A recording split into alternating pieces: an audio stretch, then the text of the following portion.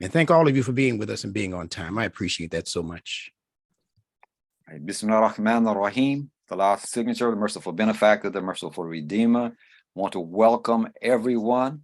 It's man, it's just so good to be breathing today in this day and time, to be alive. All of the prophets expressed that a desire to be here in this day and time. And we're here, so we want to open our minds and our hearts and listen to the very carefully designed comments that the instructor had prepared for us, and know that we're going on a linguistic ride. So be sure that you've done the homework. If you haven't done it, after you get the recording, follow up, and we want to ingest and digest this material, so it's not good enough just to hear it over and over and over and over again. That's part of the process. But in order to make it work for us, we have to digest it. I mean, we have to chew on it and make sure that it's ready so that our digestive juices can take it and break it down and send it the nutrients where they're needed throughout our whole system. So very important. I can't stress enough for us to follow through and listen, but also to dig in, to dig deep. You'll get so much more. I know I've taken the time to do some of the research, not as much as I had wanted to, but I feel so much better prepared this evening because I looked at some of the terms and the concepts, and I hope you're doing the same thing. So I just want to encourage everybody to keep doing it. If you're already doing it, increase it.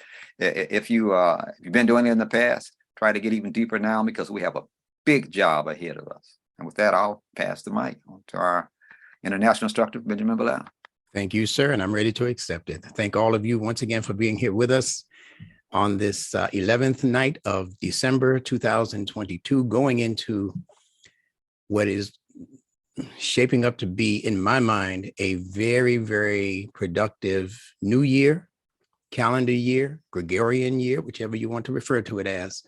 2023 is going to be something else, and it's going to be full of blessings and also full of warnings. And I want you to really understand what I'm saying, because I'm only saying what the Quran says, that this message comes to us as good news and also as a warning. So that's why I always ask you to pay very, very close attention to what's being said. This is not entertainment. This is inner attainment that we're inviting you to. So let me pull up my notes and get started.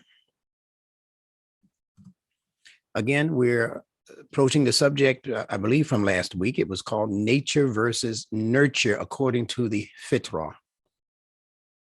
And again, this is a sneak peek into semester number 20. On this Sunday, December 11th, 2022, I am your international instructor, Benjamin Bilal. And I would only ask that you put your seatbelts on. If you come across a language that you're not understanding, that you're not familiar with, fear not. Just make a mental note or a physical note of what it is you're concerned with or wanting to know. And either before this session is over, when I open up for questions and answers, if we have enough time, or you'll simply do what Fatima Muhammad does and others who immediately started sending me information based on what they had studied from last week's session. It was so beautiful to see that being texted to me by her and maybe 3 or 4 others of you. And some of you that I didn't expect to get that kind of response from, but for some reason, last week's information was potent enough to stir some of the brain cells into working overtime. So let's continue along that vein. Now, there are 2-letter T sounds in Arabic. Again, if you don't know anything about Arabic, how to speak Arabic, what Arabic sounds like even, just pay attention. You're going to get this. There are 2-letter T sounds in Arabic. We have 1 in English, as you know, T, that's it, T, all right? But in Arabic, we have the ta as a letter, and it looks like that on the right with 2 dots on top of it, like a bowl or a cup with 2 dots over it. That's called the ta. And that sounds exactly like the English word ta most of the time that you hear it. And then we have the T sound called the tau. Tau sounds a little bit like Bruce Lee talking to you. What tau? You know, that kind of tau. All right. And this letter represents things that are up high, which can be brought low or brought to a conclusion. Now, that's a very important note for you understanding what this word means every single time you see it beginning a word in the Quran. Wherever you see tau, or even if it's in the word, it doesn't even have to begin the word. If it's in the word, it's going to have a relationship to this fitra-based meaning. Again, tau, things that are high, which can be brought low or brought to a conclusion. Let me give you a quick, for instance. First of all, I gave you as an example of that tau, the word fitra itself. This is not the ta, this is the tau. So that means there's going to be something in what the fitra represents that can be high, but it can be diminished or it can be concluded. All right. Excuse me, instructor, are we supposed to see your notes? Oh, I'm sorry. Here I am talking and talking, and you're just looking at me and seeing no notes. Not nice. Hold on one moment. Thank you. I got so excited out the gate that I forgot to bring up the notes. Okay, stand by.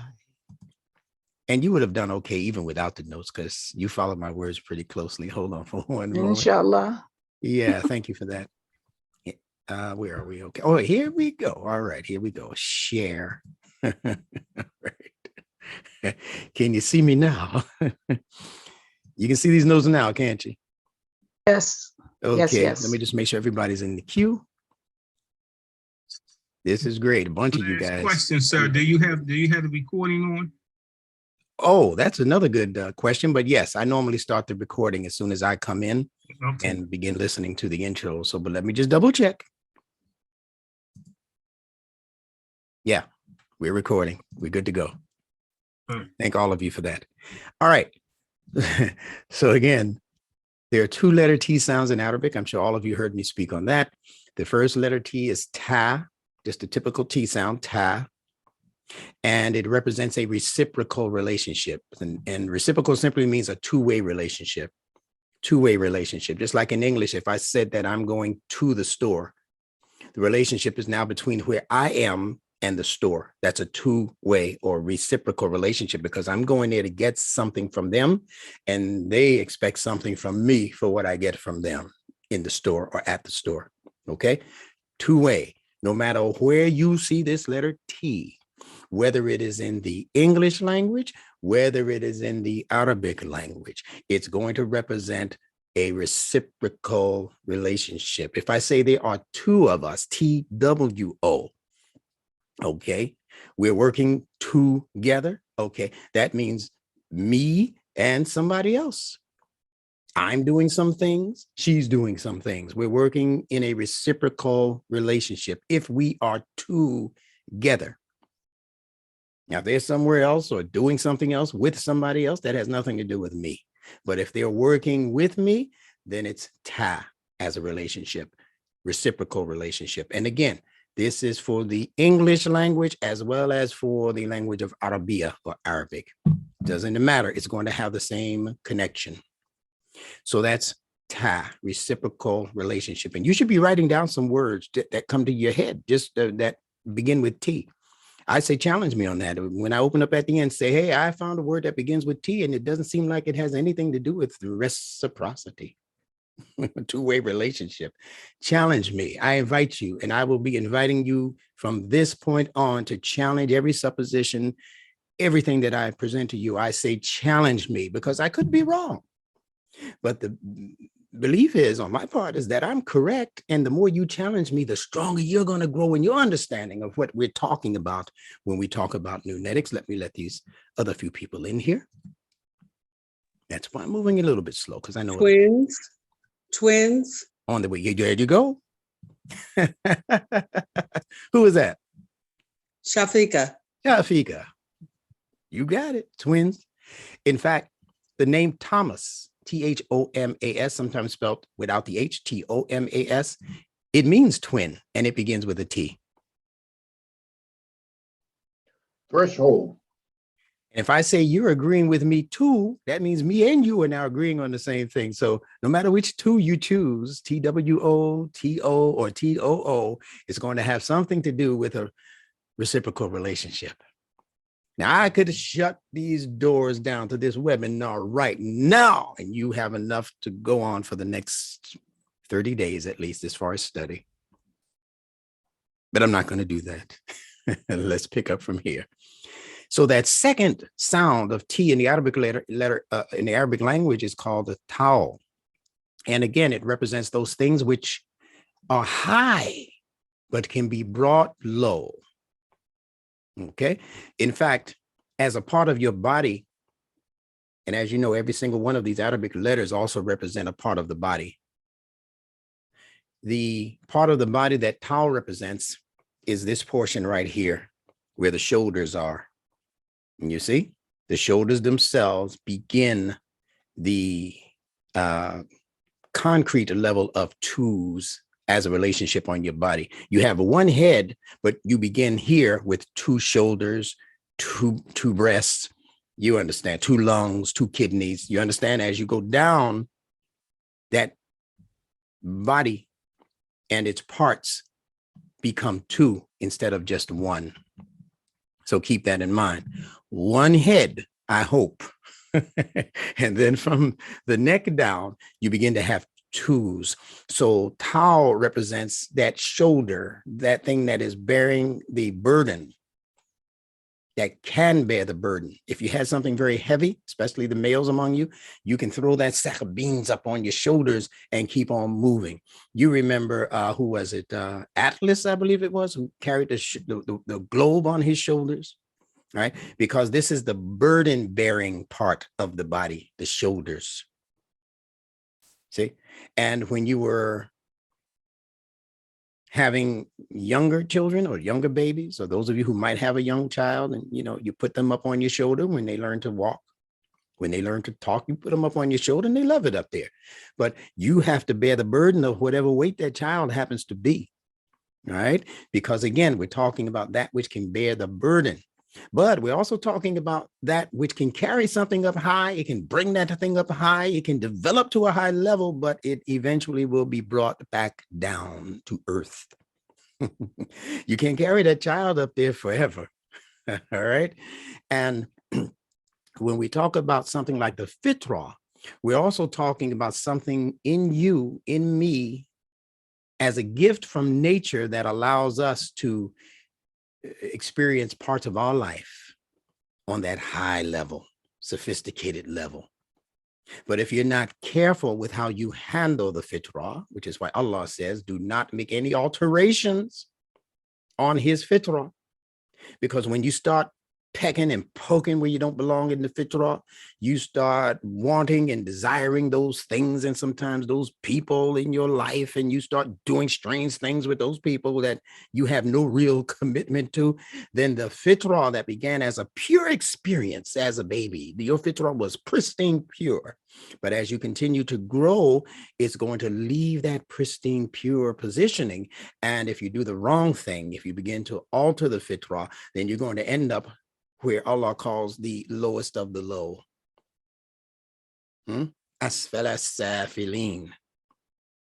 At one point, you'll be high.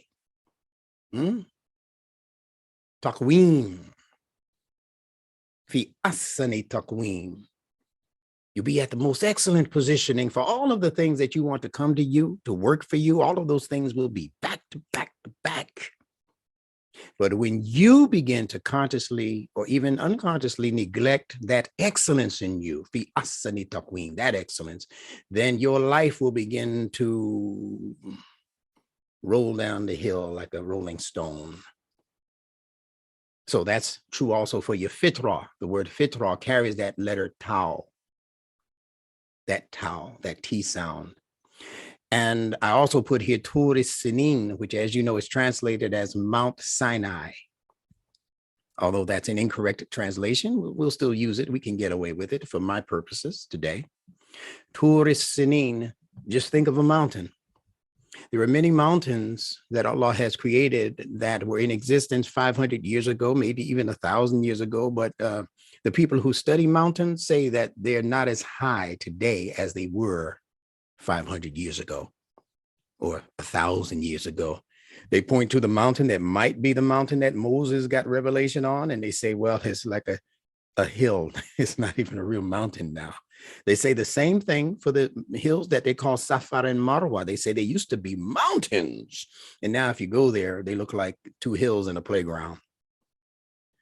Because all of those mountainous objects can eventually whittle down to much, much less substance than they used to be 100 years ago, 1,000 years ago. So these are things that can be brought high, a mountain, but it can be made low. Now, we say these things as references to what is actually taking place in our very human nature, is the point here. These things are taking place within us. So when I speak about these things, don't always think about extraneous things happening outside of you. Oh, the mountain, oh, the valley. Oh, no, the mountain and the valley are taking place in you and in your human development. Let's continue. You see this Arabic letter Tau, it kind of resembles this pregnant woman when she's facing that same way as a profile. You have to understand that the people who developed these languages, especially the Arabic language, they were in touch with the fitrah. They didn't guess this stuff up. Nobody came to them and said, let's teach this to you. They just paid attention to the fitrah. They paid attention to nature. The nature out there, yes, but also the nature within human activity. And they looked at that pregnant woman, and somebody decided to pick up a piece of chalk or something and draw her contour. And then they took the letter and they began to apply what they understood about the nature of pregnancy. They also applied it to the letter. So the letter for them meant those things that are up high, like the shoulders, that can be brought low, like the shoulders. See, when you're arrogant, your shoulders are up like that, right? But when somebody sticks a pin in that balloon, your shoulders, you can become depressed and your shoulders sink. See, it's that area.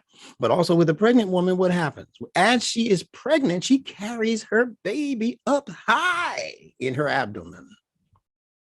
But right before she's ready to deliver, 8th or 9th month, what happens with that high situated infant or fetus? It drops. That's what they call it. They call it a drop. Something that was originally up high begins to drop to a lower positioning. That's your tau.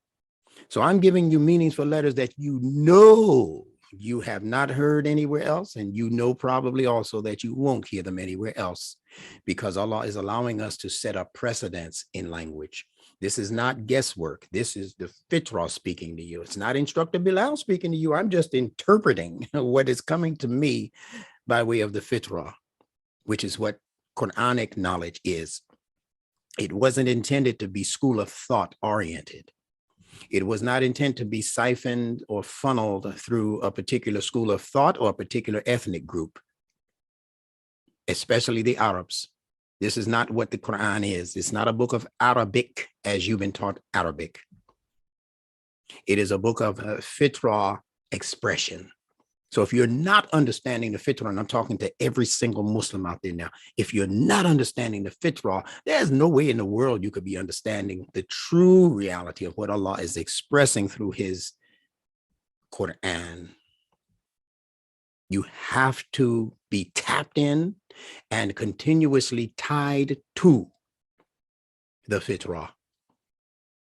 No way around it.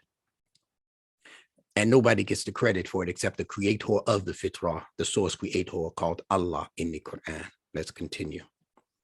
So in the surah number 22 called Al-Hajj, Allah says, "O mankind, if you have a doubt about the resurrection, consider that we created you out of dust, turabin, then out of sperm, nutfah, then out of a leech-like clot, alaqin, then out of a morsel of flesh, partly formed and partly unformed. I've spoken on that before. I'm not going to go into the details of it, but it's so beautiful that when I saw it, I decided to stick it into the lesson. Because the growth and development of Muslim life in America followed this same step-by-step trajectory. So we look at Islam, quote unquote, in America, and we tend to poo-poo everything that doesn't look Arab. We tend to say nothing is legitimate unless it came out of Saudi as information or as knowledge about the deen. Everybody else is fake and phony and fraudulent and all the rest of that, and kufar and all the rest of that. So we look at everybody who has tagged themselves with that name Muslim. We say, oh, Ahmadis, kufr, or Nation of Islam, Elijah, Muhammad, and Farrakhan, and kufr. See, and we like to look at them and just say everybody's kufr but the Arabs, and this is not true. This is not true. What you're actually looking at are varying and various stages of development in Allah's plan to bring the entire world to the doorstep of Al-Islam. But not the Al-Islam you're thinking about. You're thinking about rituals. The whole world is doing 5 salats a day. The whole world is fasting during Ramadan. That's not what I'm talking about. When I talk about Allah bringing the entire planet to the doorstep of Deen al-Islam. But if you're not understanding the fitrah, then it's impossible for you to understand what the deen is and what the term al-Islam and Muslim and salam alaikum and all of these terms mean. They've been so misconstrued and screwed up actually for the past over 1,000 years that we have to kind of work our way backwards to get to the real deen now. And if you work your way backwards, you're going to come across a whole lot of arrested development among Muslims in the world. And some of them stop and become terminal at the stage that you see the Ahmadis performing at or performing on, that stage where, yeah, there's Muhammad the prophet, but then there is also Ghulam Ahmed, and he's a prophet after Muhammad, and people start introducing their own thing, and then there's Elijah Muhammad, and he's a messenger after Rasulullah, Muhammad Rasulullah. So Elijah's a messenger also. So we get the language screwed up. But I believe that that's what Allah is saying in telling us about how he brings about new life that they're calling here resurrection. Allah says, we created you out of dust. You know what dust is? Materials that are not bound together. They're not committed to each other. Dust, you put a little wind to it and it's out of here. It's not like clay, but it's approaching the stages that are necessary to consolidate its figure. So all of us began as dust. When you were born, you were dust. That's why Allah includes it in this progression. When you were born, you weren't connected to anybody, basically, except your mother. You weren't even that connected to your father until you knew who your father was and what he was doing for you. You were attached to your mother for survival's sake. You began depending on mama more once you understood that she was more than, excuse me, a titty in your mouth. That's what an infant understands about his mother. That's a feeding source.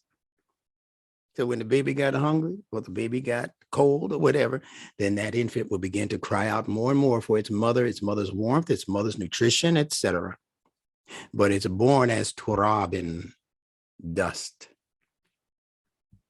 Then it becomes all of these other things. Well, societies are born out of this same progression. So I wanted to point your attention to what Allah says here when he says that we cause whom we will to rest in the wombs for an appointed term. And understand that every society is a womb of development. Every community is a womb of development. That's why communities are called a ummah. Just like mother is communities are ummah. So if they're feminine, that means they also have a womb, so to speak, a place where natural development is beginning to take place and be produced and be fostered and be nourished until their appointed time. So Allah says that we cause to rest in the wombs, these life forms for an appointed term, then we bring you out as babes. The word for that is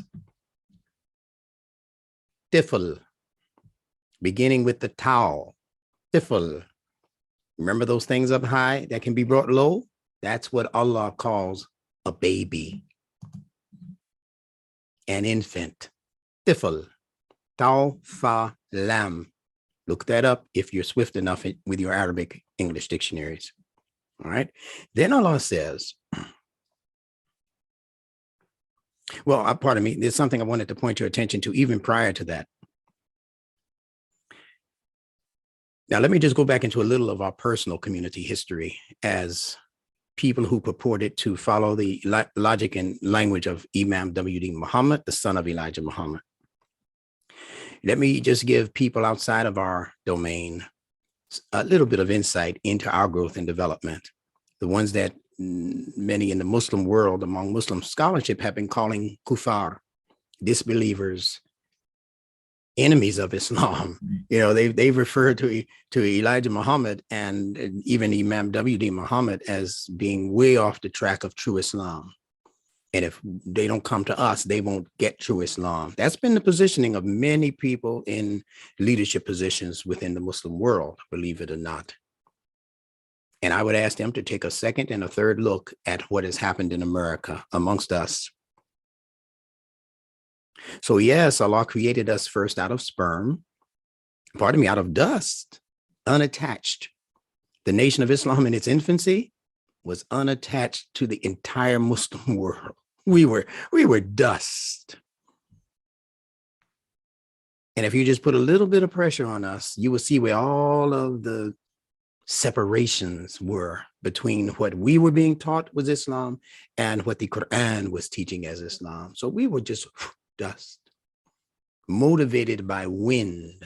You know how they say, yeah, he's got a lot of wind? That's what we were motivated by. A lot of language, a lot of talk.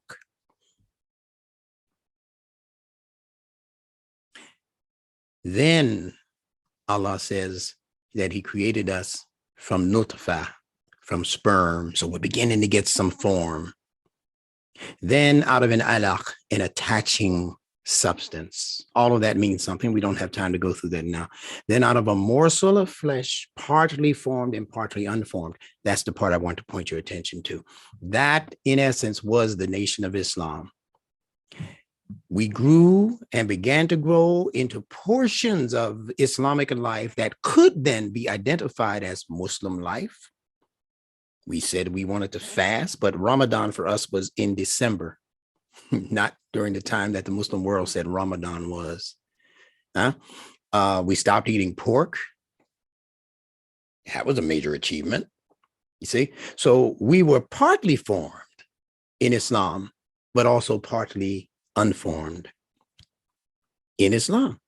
So they could identify some things and say, yeah, well, they did this like Muslims do around the world, but they weren't doing these other things like Muslims do around the world. So again, partly formed and partly unformed. That's really the only message I want to leave from this ayat with you today, so that you can go on and study that yourself, study the development, the sociological development of the Nation of Islam. They got a ton of books on it. And I'm saying that even for you who did not experience this Nation of Islam phenomenon in America, it would behoove you also to study the history of Elijah Muhammad and how his son W.D. Muhammad came into the position of leadership after Elijah Muhammad passed in February of 1975. It is a phenomenal exchange, especially the exchange of information coming from that which was partly formed into that which became tifl. I don't know if I should just leave you there. Allah says he brings you out as babes. Then he fosters you that you might reach your age of full strength. Well, let me tell you where we were under Imam W.D. Muhammad. We were resting in the wombs until an appointed term, and then Allah brought us out as tifl. Now, I know Elijah Muhammad called his nation of Islam a baby nation, but he was actually just predicting what would be born out of his work. And what was born out of the work was a people who were then born into another realm or another reality of Islam, but it was baby Islam. Now, you might say, well, you're saying that W.D. Muhammad taught us baby knowledge? No, he taught you grown-up knowledge. But your mother teaches you grown-up knowledge all of the time after you're born, but you don't understand the level of her language when she's talking to other adults. When she's talking to you, she's got to talk goo goo gaga talk to get you to understand. When she's talking to people that you are within earshot of, she's talking high level information. So Imam Muhammad was talking high level information, but it was going to take some time for you to begin to understand the nuances of her depths of understanding. So we're growing now into those nuances in terms of the depths of what Imam Muhammad left for us. And I believe that Nunetics is the main nutrient that we need in order to bring that language that was introduced to us by W.D. Muhammad and by many others, believe it or not. Bring that nutrition in and begin to feed off of that nutrition. And I'm telling you, you're going to see exponential growth in those who were under that experience, and even those who were introduced to what we're doing or are being introduced to what we're doing without even having that language and logic in their past.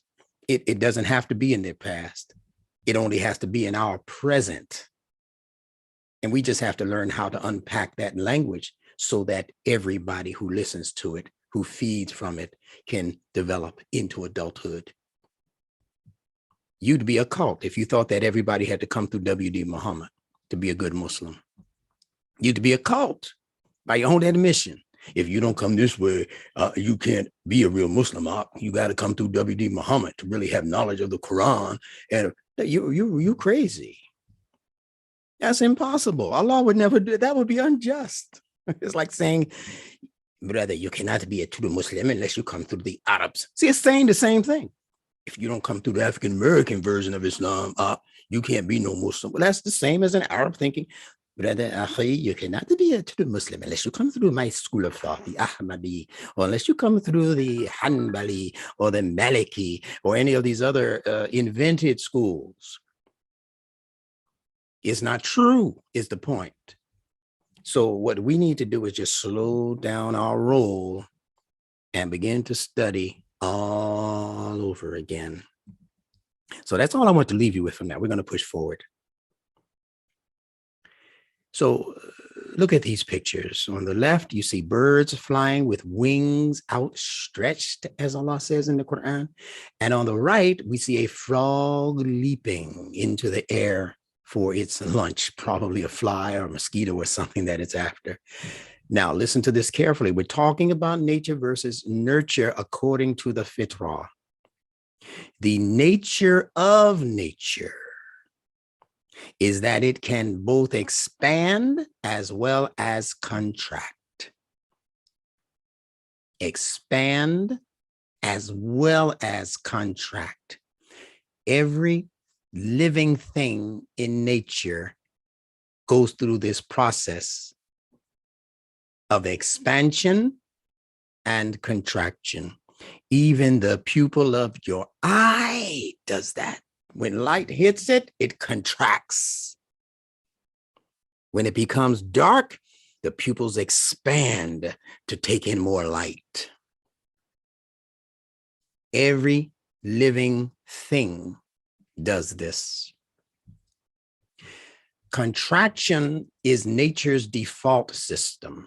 It's nature's default setting. Contraction, not expansion.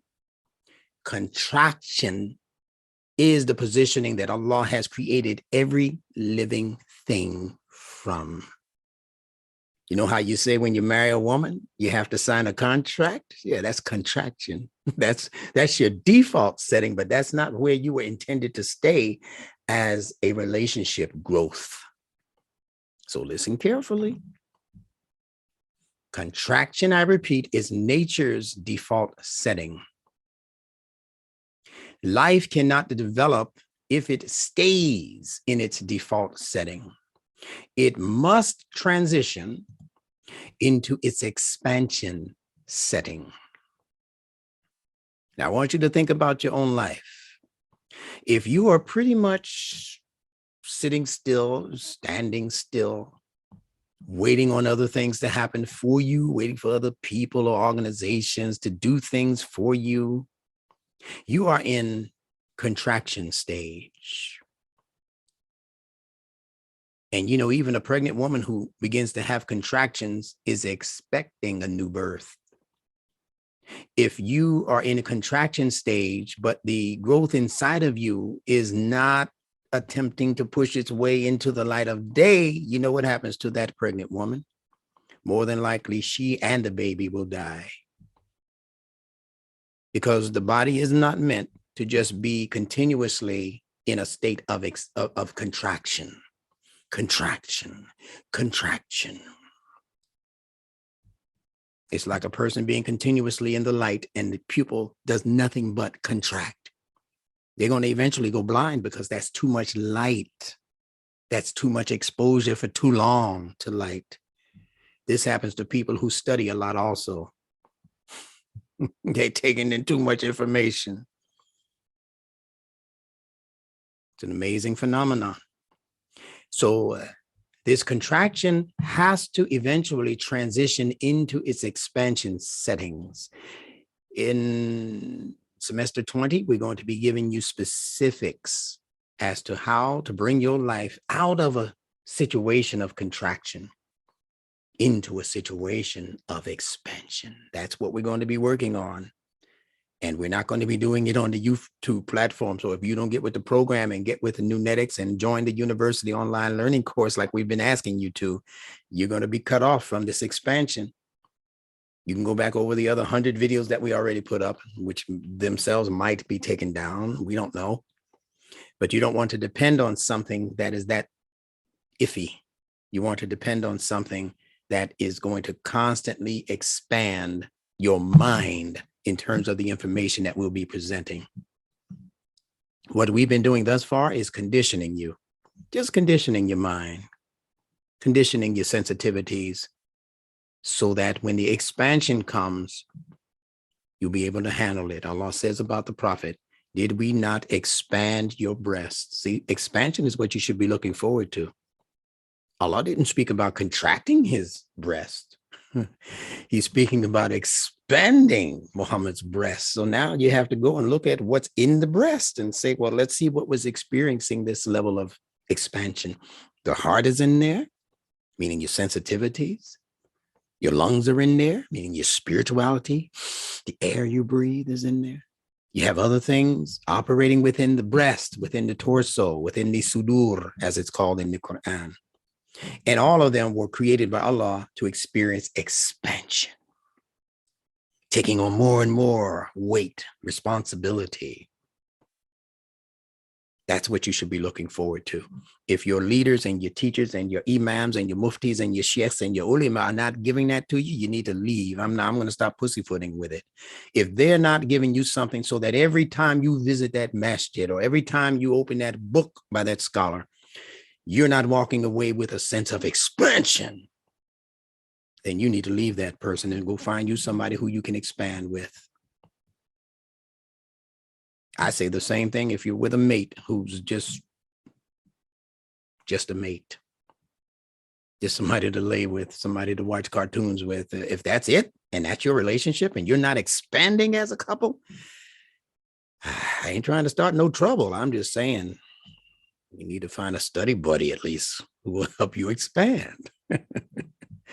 Don't leave your wife. Don't leave your husband. Encourage them and introduce to them these concepts of expansion.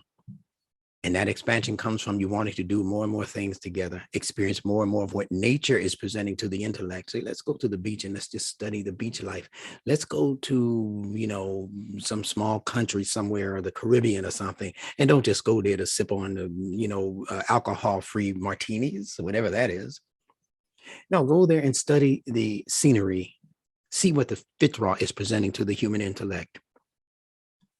That's how you grow. That's how you expand. Allah says in the Quran that he is expanding the entire universe. And then one day he's going to roll it all up like a scroll. See, so it's going to contract. It began as a contraction, they say, and then they say the big bang or the small bang or a series of bangs happened.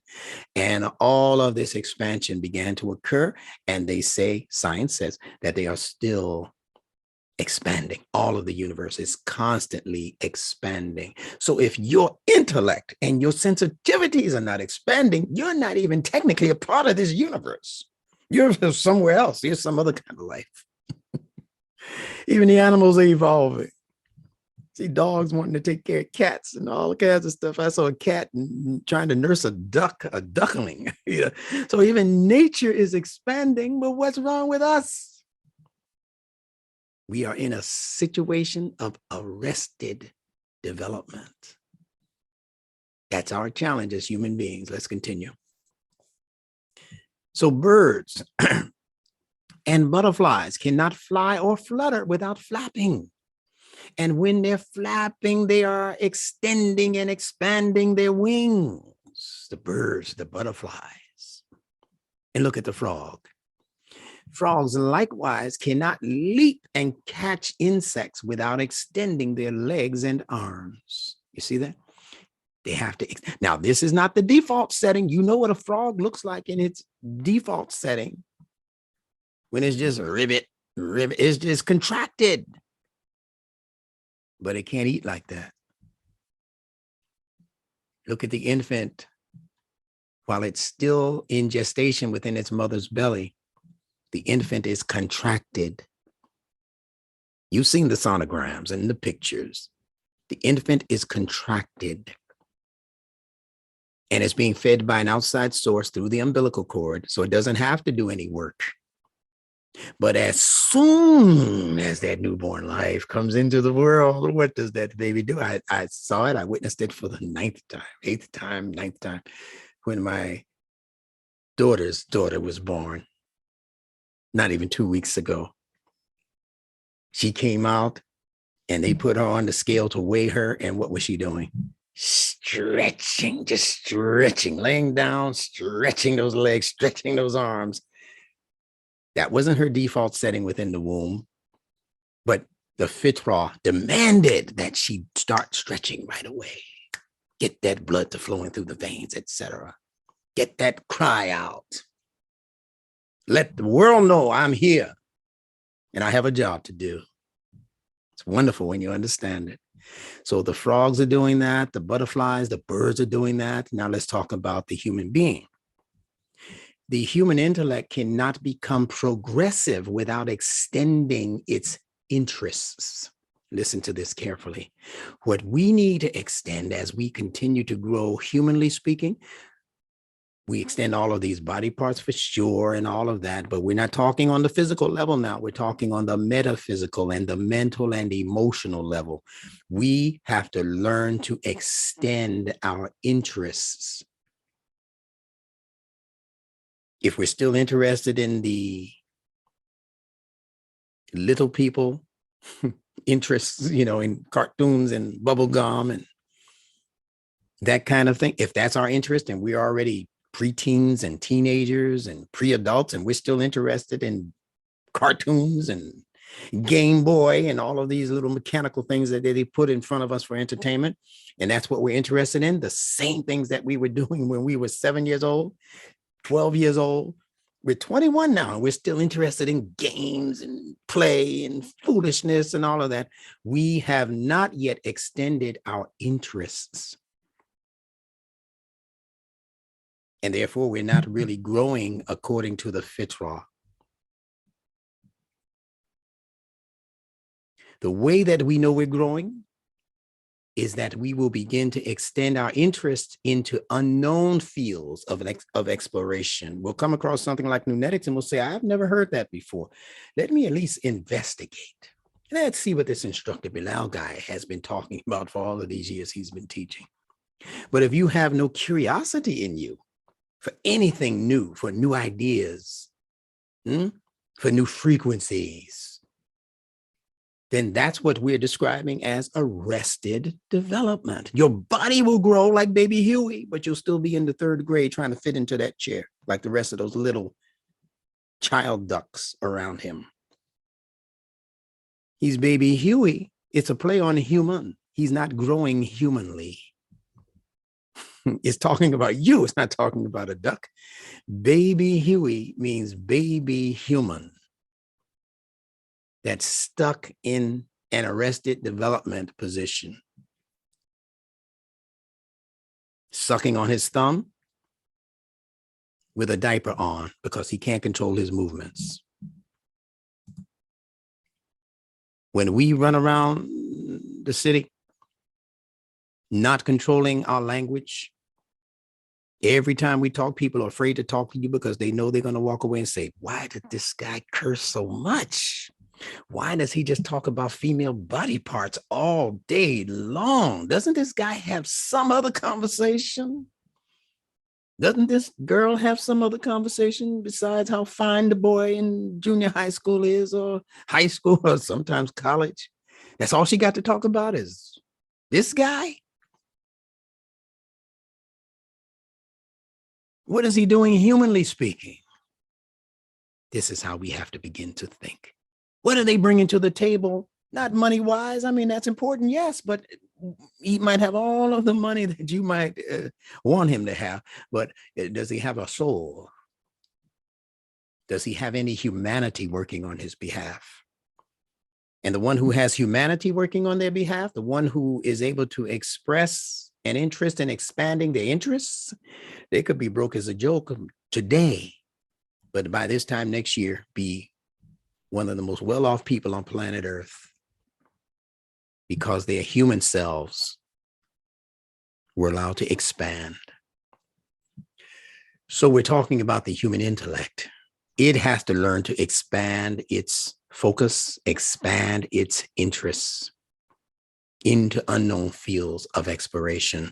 Allah refers to this nature in the intellect of humans as being created in the Arabic language. It says min tin. That Allah created al-insan, the human, min tin. Min means from, and tin means expandable clay, clay that is able to stretch. How is clay able to stretch? It has to have moisture content. It has to have moisture content in order to stretch. And what is moisture? Sensitivity. If you don't have a sensitivity for people, if you don't have a sensitivity for things and other interests and so forth, and you have no sensitivity for that, then it means that your clay has become dry. And when clay becomes devoid of moisture, it becomes hard. You heard of a hardened criminal? Well, that's what you become in your nature, a hardened criminal against yourself. And that's the kind of person that they're going to look to lock up behind more rocks. And if he's not careful, he'll find himself bussing rocks in the penitentiary because his human sensitivities have dried up. So he doesn't care about old people anymore. He doesn't care about the youth and what he does around youth and what they see him doing around youth, or what she sees younger generations, her younger sister and whatnot, doing around her. She's out there with her little boom boom shorts or her little mini skirt and her little low cut blouse, and she doesn't care that her 7-year-old sister is looking at her like, I know something's wrong with my sister, but I can't quite figure out what. Now, if she sees her sister dressed like that all of the time, then she's going to take it as a ticket for her to begin to do likewise, because that's the nature of habit. You see something over and over again, that's like a ticket that says it's okay to do this. She's smoking. How come I can't smoke? He's drinking. How come I can't drink? Whatever human sees somebody else doing over and over and over again, they're going to take it as a license. Trust me. It's just a matter of time. It becomes a license for them to do likewise. So we are created min thin from expandable clay. And this contracting and expanding potential is clocked into the genes of all living creatures, and particularly the human creature.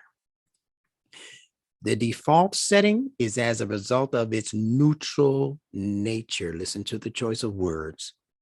That default setting that we spoke of earlier, when you're doing basically nothing and allowing everything else to happen for you and around you, that's your default setting. Just like the baby comes into the world and is sleeping so peacefully, and everybody's got to do for the baby, and everybody's got to do stuff around the baby. See? That's the baby's default setting. And when the baby is asleep, you see the position. It becomes contracted.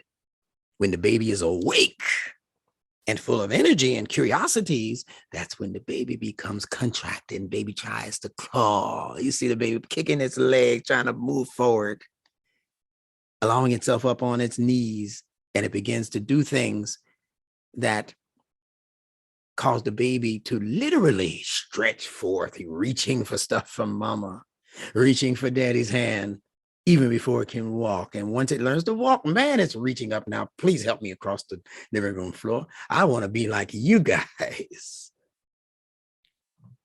It's beautiful when you understand it. So that default setting that's not where you want to stay. You have to go there every now and then and get some sleep and some rest, and to sit down and to contemplate and think and to meditate. Yeah, you're doing all of that from a default setting of contraction.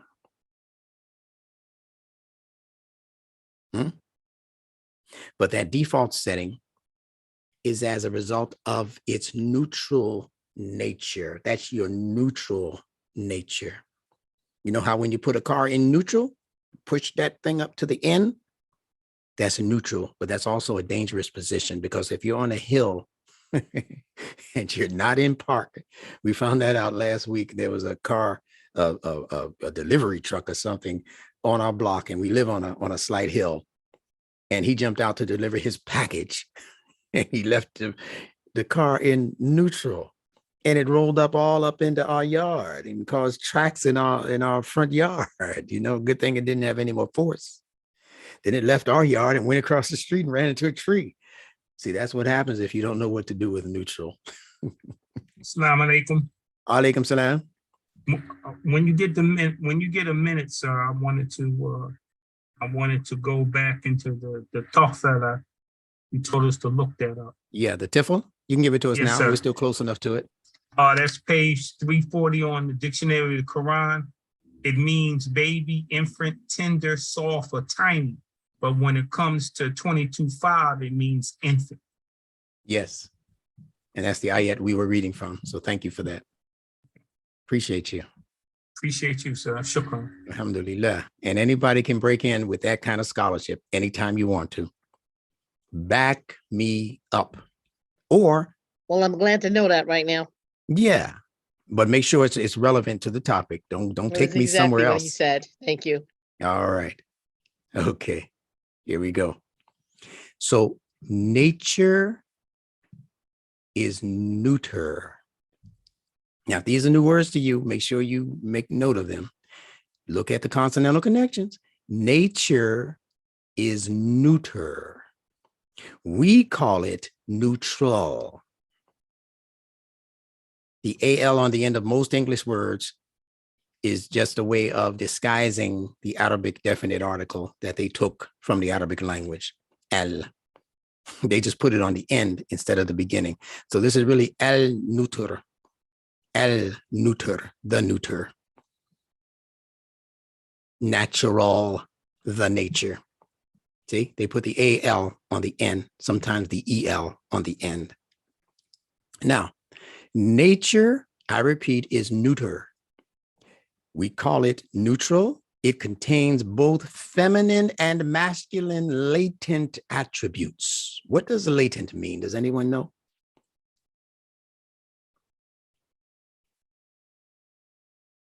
Not activated. Latent. Not Hidden. activated. Not activated. Potential. Yeah. Unactive. Hidden. Potential. Yeah, hidden, dormant, not activated. All of those things are good. Yeah. Great answers. All right. So this is what we're saying about nature. Close your microphones if you have opened them, please.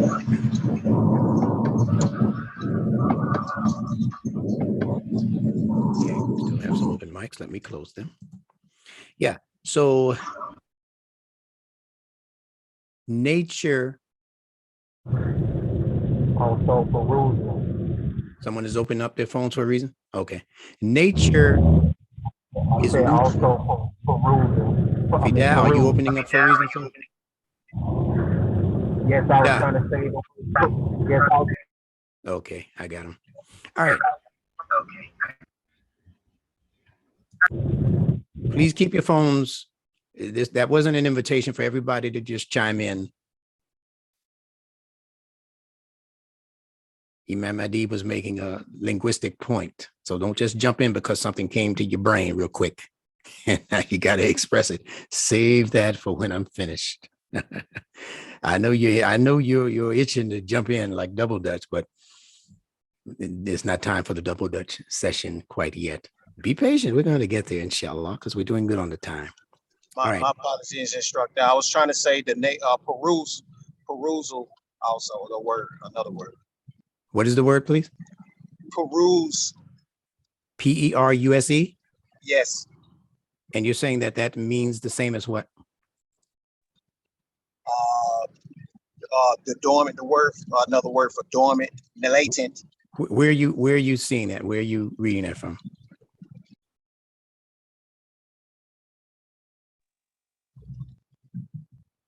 Where did you get that information?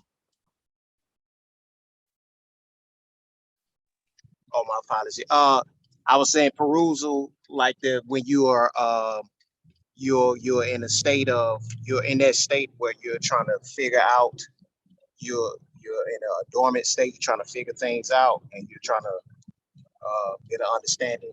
All right, that's incorrect. So don't guess your answers. Go to your dictionaries. You got the online etymology dictionary. Look it up. Don't guess. All right. Y'all are instructors now. You can't be just coming with guesswork. I do my best not to come with guesswork. I show you facts from the online etymology dictionary or from the Lane's lexicon or wherever I can find it.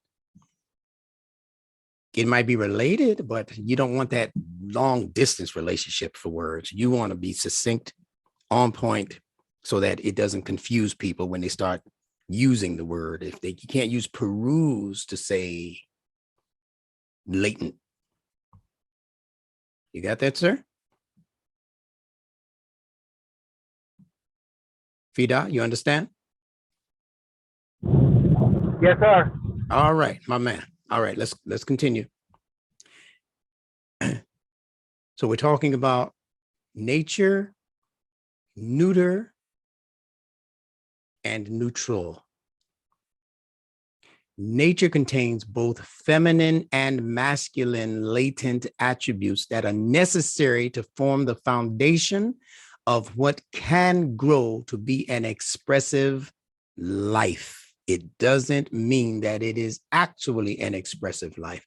It means that the potential, that's the other word that you can use for latent, that there's a latent potential in the person to express themselves in a particular way. But it has to be brought out. It has to first be expressed. What's the opposite of the word express? Impress. Impress. That's right. So life first manifests as an impressive life, a life that can be impressed. That's what clay is. Clay can be impressed with your fingers, your hands, your molding, your imagination can go into it. So it can be impressed by an outside agent. like your hands or whatever, the tool that you're using to carve the eyes into the clay, the lips. So if you're making a bust or something, well, the clay has to be moist enough for you to be able to leave an impression. So when Allah says that he created us min teen, that's what he's saying, that all life forms are created first on the level of impression, impressionable life. The baby doesn't really have anything to teach you. You are impressing your views and your attitudes and your emotions and your knowledge. You're impressing that upon the baby. But when the baby begins to develop her own personality and begins to speak and express themselves, now they're going to begin expressing what their own minds are beginning to come up with as ideas or as information. So life is first impressed before it becomes expressed. And that impression means that what that life can become, the potential for what it can become is first lying dormant or latent. Just like you got a lump of clay, you don't see a face in that, but the potential for that becoming a bust, it's in the clay. The potential, it's latent within the potential of the clay. So life becomes expressed as a result of nurturing. When life is in the impressive stage, it is simply latent in terms of its attributes and what it can become. But in order for it to move from the level of just being latent and neutral and dormant, and those other words that we were given, to move from that state of dormancy to become an expressive life, that life has to first be nurtured. So you have to move from nature and being neutral and being neutered, meaning the inability to produce anything. That's neutered. If you want to begin producing, you have to come out of neutral and find your way into drive. Your sound went off. Pardon me? Someone saying something again? Your sound went off. Probably just for you. I don't know. Anybody else? Did I disappear? Nope. Still, still on. No. No. Loud and clear. All right. So readjust your computer or phone or whatever you're using over there, Celine. All right. Back to life. Life is only expressed as a result of nurturing. If you have not been nurtured, and now I'm speaking on the instinctive level, on the emotional level, and on the intellectual level, if you have not had those levels of your life nurtured, then you are not truly living. You are not truly alive. You are merely surviving. So when you look at people who are non-productive, they're not living. I'm telling you, according to scripture, they are not living. Scripture calls those people maytun, dead. You think it's talking about dead bodies going into the ground? That's not what scripture is talking about when it talks about life and death. It's talking about the life of the intellect and the life of your sensitivities, being active and expressed in the world. If you're not doing that, you are maytun, you are made, you are dead.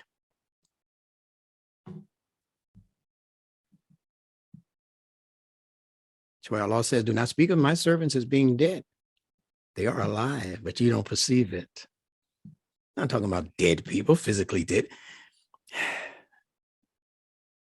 Anyway, life produces the form. And just study the infant, study gestation, study pregnancy. That's all you have to do. Life produces the form. And the form will eventually express functionality. Listen to that again. Life produces the form, what you call an infant, tifl. And if the form is able to survive, the form will undoubtedly express in time, functionality. The fitra, as you already know, if you've been listening to me, the fitra is a combination of form and function. So let's see what the Lane's Lexicon Arabic English Dictionary has to say about the word fitra, which is a combination of the letters fa, tau, ra. They spell theirs with a Y. I spell mine with a W. This is more Persian than Arabic. So fatara, what does it mean? To create out of nothing, cleave, split, crack, break, be broken into pieces, cleave asunder, begin to create. Fitrat, natural disposition or constitution with which a child is created. The faculty of knowing God and capability of accepting the religion of truth. Now, obviously, this meaning or definition came about after the Quran was revealed. The word fitra is older than the Quran as a revelation. So it could not have possibly meant the faculty of knowing God and capability of accepting the religion of truth, which we call al-Islam. This is a scholarly adaptation of this 3-letter root word. What it means is further up in the first meanings given. Now they say fatara means to create out of nothing, and I would question even that meaning. There's another word in the Quran and in the attributes of Allah, al-Bari, which means to create out of nothing. Fatara is not creation out of nothing. Fatara is when that life form cleaves or splits or cracks or breaks, just like a new plant coming up out of the ground, out of the soil. When it cracks through that soil, it doesn't mean that there was nothing existing before it cracked. When the mother has a baby and the baby comes out of the womb through the uterus, etc., it doesn't mean that there was nothing there before that happened. So I'm not with that meaning that says to create out of nothing. There is an attribute like that of Allah, but it's al-Bari, not fitra or al-Fatir. So this is the bringing of something out of something that was unseen, something that wasn't yet being witnessed. And it means broken into pieces, cleave asunder, the natural disposition. That's when we're talking about fitra, the natural disposition or constitution with which a child is created. As we know, there's a very well-known hadith that says that every child is born ala al-fitra, upon the fitra, and that the environment is what makes it something different. The environment. And it's very well explained in the rest of that hadith. When the Prophet reportedly compared this fitra-born life of the newborn infant to those animals that are born not whole. You know, an animal that's born with 3 legs and not 4 or something like that. So fitra has everything to do with you being born as a whole entity. So what does that mean for us as humans? Humans can be born as a whole entity, biologically speaking, but as we continue to grow, we have to maintain and protect the fitra, because the fitra represents aspects and areas of our human development that are not only biologically connected. It's not only about whether or not you maintain 2 eyes in your head and 2 ears on the sides of your head and a heart and nothing's going wrong and your bones. And it's not only about that. When you talk about the fitra is also representative of what's happening to you emotionally. Are you piecemeal on the emotional level? You breaking up into pieces on the emotional level? Then you have not been able to maintain your fitra. Are you breaking up into pieces on the ideological level? Every day you're changing your mind like people change their underwear? Then you are violating the fitra. You are not maintaining and preserving and protecting the fitra, intellectually speaking. The fitra is operating on all of these multi-levels of operation. That's why Allah says don't violate it. So you get the message here. Let's talk about form. Remember now, fitra is a combination of form and function. So let's see what it says about form. Form as an out front manifestation is masculine. Listen to that carefully. When we talk about form, the way a thing looks on the outside, that's form. The clouds have a particular form. The tree has a particular form. The soil has a particular form or format. Whenever we're talking about form, the human form, right, we're talking about a masculine manifestation, not a male manifestation. This has nothing to do with sex or gender. It has to do with principles operating in the universe. One is called the masculine principle, the one that goes out, searches for things to bring back. And another one that is called feminine principle, the one that takes in. And most of the work that needs to be done is internal. Just like you take in food, and what that food does as nutrition operates outside of your particular view. It's operating internally. That's the feminine principle. So form means semblance, image, likeness, physical form, appearance, pleasing looks, shape, image. So you get the message, the contour, the figure, the shape of the appearance. All of that has to do with what's happening on the outside, and we call it form. And as a principle of operation in the universe, it's masculine oriented. Keep that in mind. Whereas function, according to the online etymology dictionary, is one's proper work or purpose. One's proper work or purpose. It's the power of acting in a specific, proper way. A performance, an execution, to perform, to execute, to discharge. It's interesting that it's the female on the most part that science says has a discharge once a month for many or most. You might even consider her having an infant, having a baby as a discharge. The baby is being discharged. Okay. And then they have benefit, make benefit, atone. And here's the interesting meaning, to feed. Function has to do with feeding, harvesting. This is beautiful when you understand it. And when you understand that function is a feminine principle taking place out of view. What's happening on the inside that you're not privy to. So when Allah speaks in the Quran about the protection of the female, it's right in line with how He created the fitrah.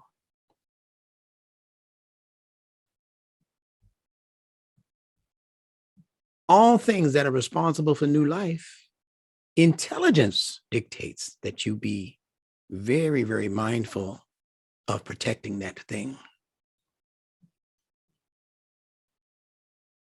Your job is feminine. It produces a paycheck. So aren't you careful about what you do or say on the job? Or that you actually did the job?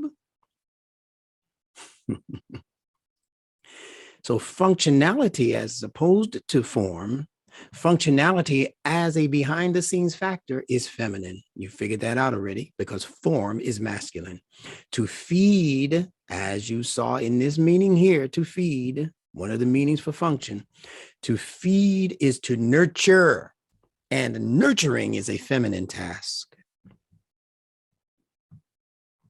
Nature is neutral. Out of that neutrality comes a feminine principle called nurturing. And everything I'm saying to you right now, I can back it up from what Allah says in the Quran concerning new things coming into being, especially the human being as a nafs or a soul. Min nafsin wahida, created from one single soul. zawjaha, her corresponding mate. So whatever that was that produced that initial quality that's called the nafs, that entity that produced it, Allah gave it a feminine principled connection. Ha, not who. Ha doesn't mean that it was female. Be sure you understand that differentiation. Female is the biological sex gender that we call a woman. Feminine is a principle of operation taking place in creation amongst everything that carries that particular energy. If I put a present in a package or in a box, that box becomes feminine. It's not a female, but it becomes feminine because it's able to contain something. It's able to enclose something. So when you feed your baby, your children, or yourself, you're nurturing. It's beyond just nature now. It's not guesswork as to what's happening. You are nurturing, and that nurturing is a feminine task. Even if the father is feeding the child through the bottle or through the sippy cup or whatever, or the bowl with the cereal in it or whatever, and the father is doing a feminine principled act by feeding the baby, nurturing the baby, holding the baby, comforting the baby. All of those actions represent nurturing, not just nature. Nature is neutral. Nurturing is a feminine principle. If you teach your children like this, you won't have to worry about all of these alphabet people coming after your children. They'll have enough sense by 3rd, 4th, 5th grade to know, no, that ain't what mommy told me. Teacher can say what she wants. That ain't what my mother told me. And I tell you, I can't wait for the day when we establish true, they call it education, I call it illumination for our children. It'll be an online presence first, but it's just a matter of time before we have actual physical places where we can educate our children, minus all of this foolishness they've been introducing as a last ditch effort to keep human beings dumb and manipulated. True human growth begins as genetic awareness that develops into consciousness. I spoke about this last week. I'm re-emphasizing it. If you're interested in your own true human growth, understand that you were born into this world with what I'm calling genetic awareness. Whatever you know, it's only because your DNA is teaching you that. How to eat, how to fall asleep, how to respond to noises or things that you fear, how to open up your mouth and eat food. All of those things are part of your genetic makeup, clocked into your genetic awareness. It's not consciousness. Consciousness means with choice, with choice, choosing. You can't choose until you have proper information, and you can't have proper information until information has actually settled into your intellect, your internal electing mind, your factor, how you internally decide on things that come into your 5 basic senses. That's when your intellect becomes operable. Other than that, everything operating as know-how in you is genetic awareness of automatically knowing what to do without your mama telling you, guiding you, without any teacher programming it into you through a blackboard or whiteboard. You don't need all of that. It's clocked into you. Who taught your hair how to grow?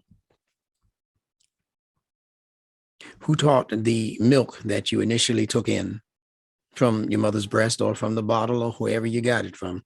Who taught that milk how to go down the gullet, how to go down the throat, how to, and where to go once it's in your system? You bite the apple right now. Who taught the apple, the nutrients in that apple, where to go, where the vitamins should go, what parts of the body, the blood, the bone, calcium? Who taught calcium to go to the bones? No human taught you that. That's Allah's manufacturing. So that's what we mean by awareness. They're not making choices when they get in your body, the food. They're not making choices. They're programmed, to do the robot. Just do what Allah told you to do. They're angels in your body. Mala'ik. You'd be surprised how many different ideas there are behind the word mala'ik. They're angels in you, in nature, that do Allah's bidding, and they don't have any emotional attachment to it. That's how awareness is. Your hair grows and it just grows. It don't feel no way about growing, and it don't feel no way about you cutting it, because it's not conscious. It's aware of what it should do, genetically aware. It's beautiful when you understand it. So it is the pardon me, the important point here. That awareness, as we said, is what develops into consciousness, which then segues into various behaviors, which then become embedded within the subconscious portion of the mind. So this is psychology, like you've never learned it before. You begin as a creature of awareness. You develop into a creature of consciousness. And it's the consciousness that eventually segues into the various behaviors, how you act. And those actions become embedded within the subconscious portion of the mind, not the conscious portion. You could do a thing today and forget that you did it this time tomorrow. You say, I did what? Yeah, when you were with me, man. You don't remember? No, I don't remember that, because you didn't hold on to it as a memory. So it was a conscious act, but you didn't do it enough times for it to become an automatic act, like what registers in the subconscious mind. I hope you're understanding this. Now, it is the repetition of these behaviors which eventually form habits. Habits are merely the mimetic expression of genetic awareness. The mimetic, we spoke about the word meme, M-E-M-E, or memes, put an S on the end. Memes are cultural or social expressions that operate in society exactly in the same way as genes operate in the biology. With memes, it's operating in the sociology. With genes, it's operating in the biology. But they act and perform exactly the same way. So if someone can manipulate your mimetic life, the things that you take into yourself sociologically speaking, because somebody said it on CNN and you accept it because you've been hearing that over and over again. So it's become a habit in terms of the information going into you. Oh, I'm just used to hearing that, the jab saves lives, for instance. It's been told to me so many times that I'm in the habit now of just accepting it. I don't even question it anymore. So they are doing with your mimetic life what the mad scientists are doing with your genetic life. And it just so happens in the last 2 years, they were operating on those two different levels simultaneously. Manipulating your mimetic life socially and manipulating your genetic life biologically at the same time. This is phenomenal. Whoo, buddy. So in so much as they are able to control the thought patterns and the frequency waves that are dominating your psyche on a daily basis, they are also able to manipulate the biology and the psychology, which will then reconfigure the sociology. This whole social life will change because you've allowed them to enter into a domain that was intended for Allah's rule alone. You've allowed other people to come in as pretend gods and do in your life what only Allah was intended to do. Guide you safely.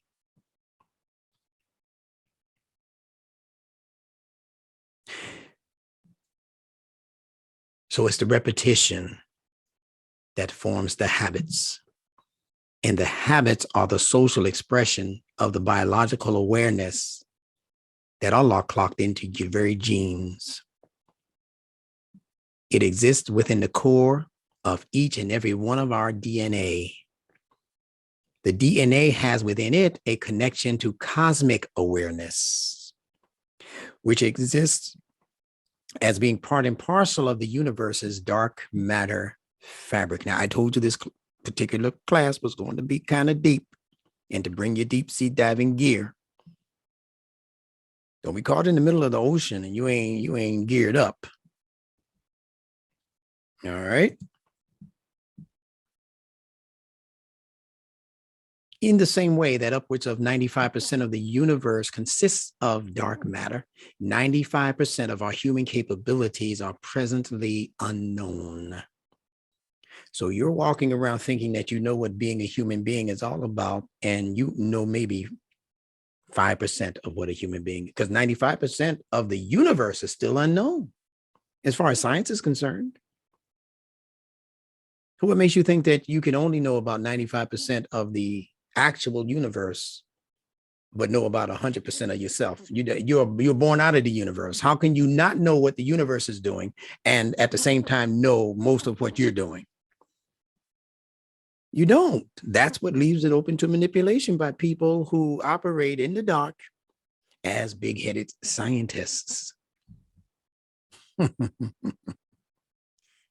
know what I'm talking about.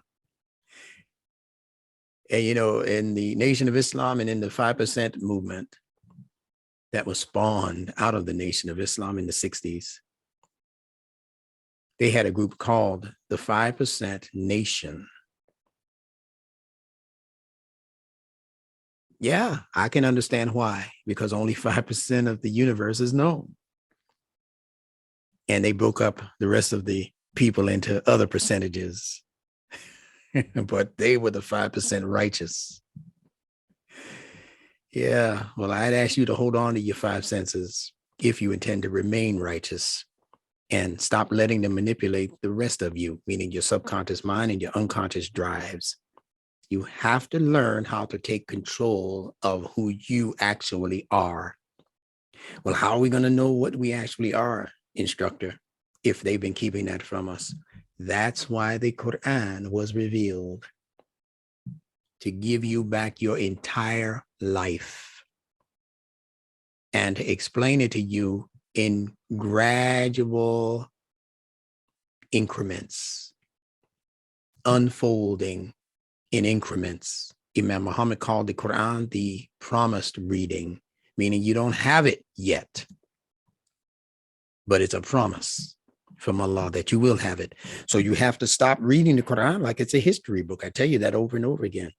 It's not a book of what happened 5,000 years ago to Moses and his people, or 2,000 years ago to Jesus and his people. That's not what the Quran is. It has nothing to do with history except to use history as a template for broader expressions of things, not even that were here already, but things to come.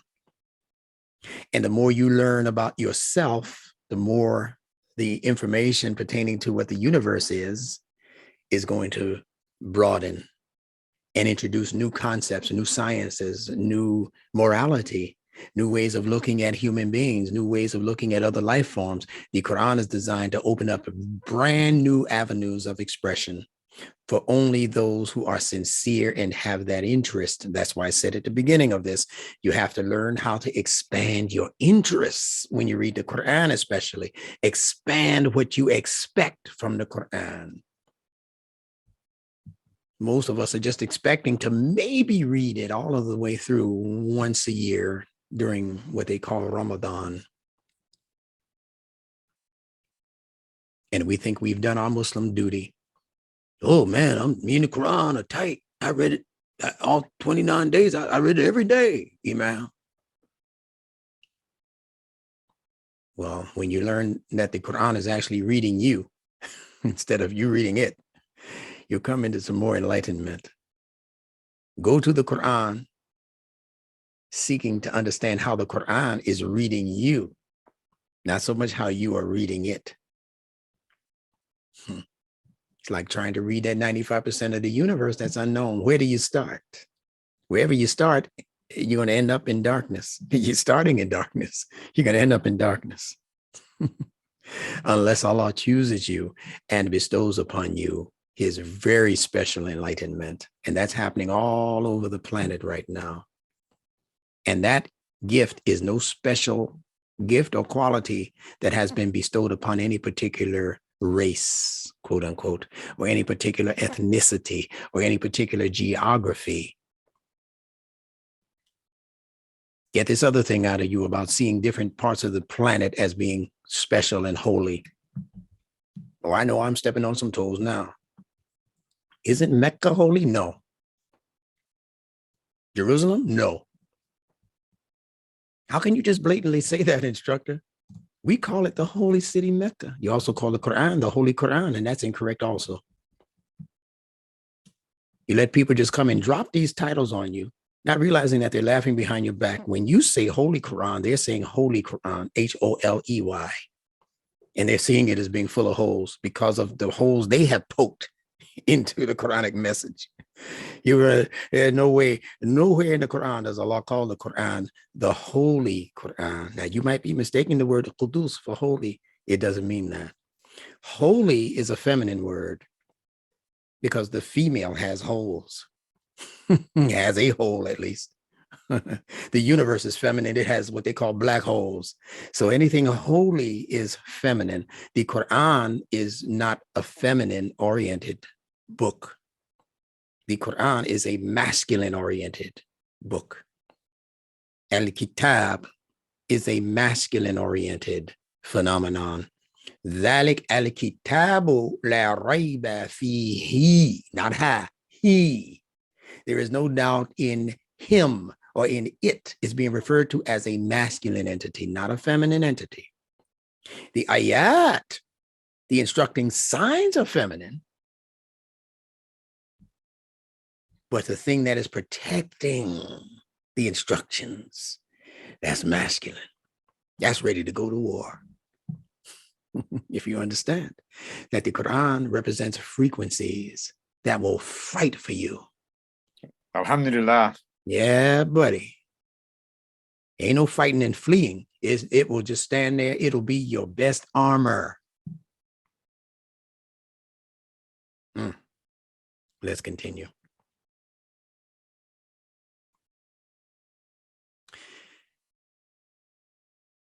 So the DNA has within it a connection to what I'm calling cosmic awareness, existing as part and parcel of the universe's dark matter fabric. In the same way that upwards of 95% of the universe consists of dark matter. They call that dark matter cosmic DNA. Fatima Muhammad did a wonderful job of looking that up and sending me information on that she independently researched, which is what I want all of you to do. Every time you leave a class like this and you hear something new, you're supposed to be right there on your computers asking Sheikh Google about cosmic DNA. What is cosmic DNA? That's how you grow in what we're introducing to you. Other than that, you're going to remain in your neutralized positioning, your default setting. Just don't be on a hill when you choose that gear. I can't run down that hill and save you. Just keep that in mind. You better have that baby in park or at least drive. But if you run around here, you got your shift on neutral, I can't help you if you're on that hill.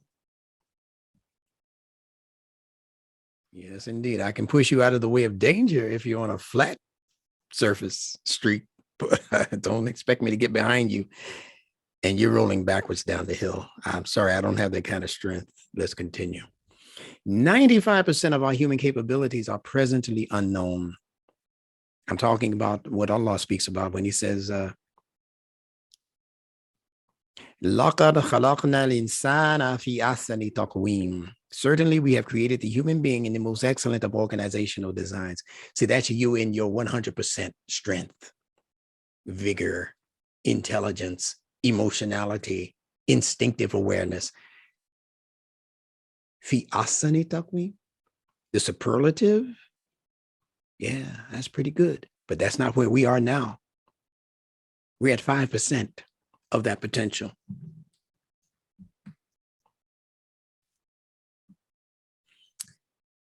This planet has recently evolved out of what is called the age of Pisces and into the age of Aquarius, the water bearer. Pisces, as you know, is the fish symbol. Pisces indicates things which go in opposite directions, as you can see in this picture to your left. It supports ideologies which can work against its own interests. Ideologies such as racism, so-called black against so-called white, sexism, males against females, females against males, classism, the rich against the poor hating the hell out of the rich, and other short-lived isms. See? Racism, classism, sexism, chauvinism. These are short-lived isms, and they have operated well under the Piscean frequencies. Now, many say that the age of Pisces ended for this planet in 2012, lending way to the beginnings of the age of Aquarius.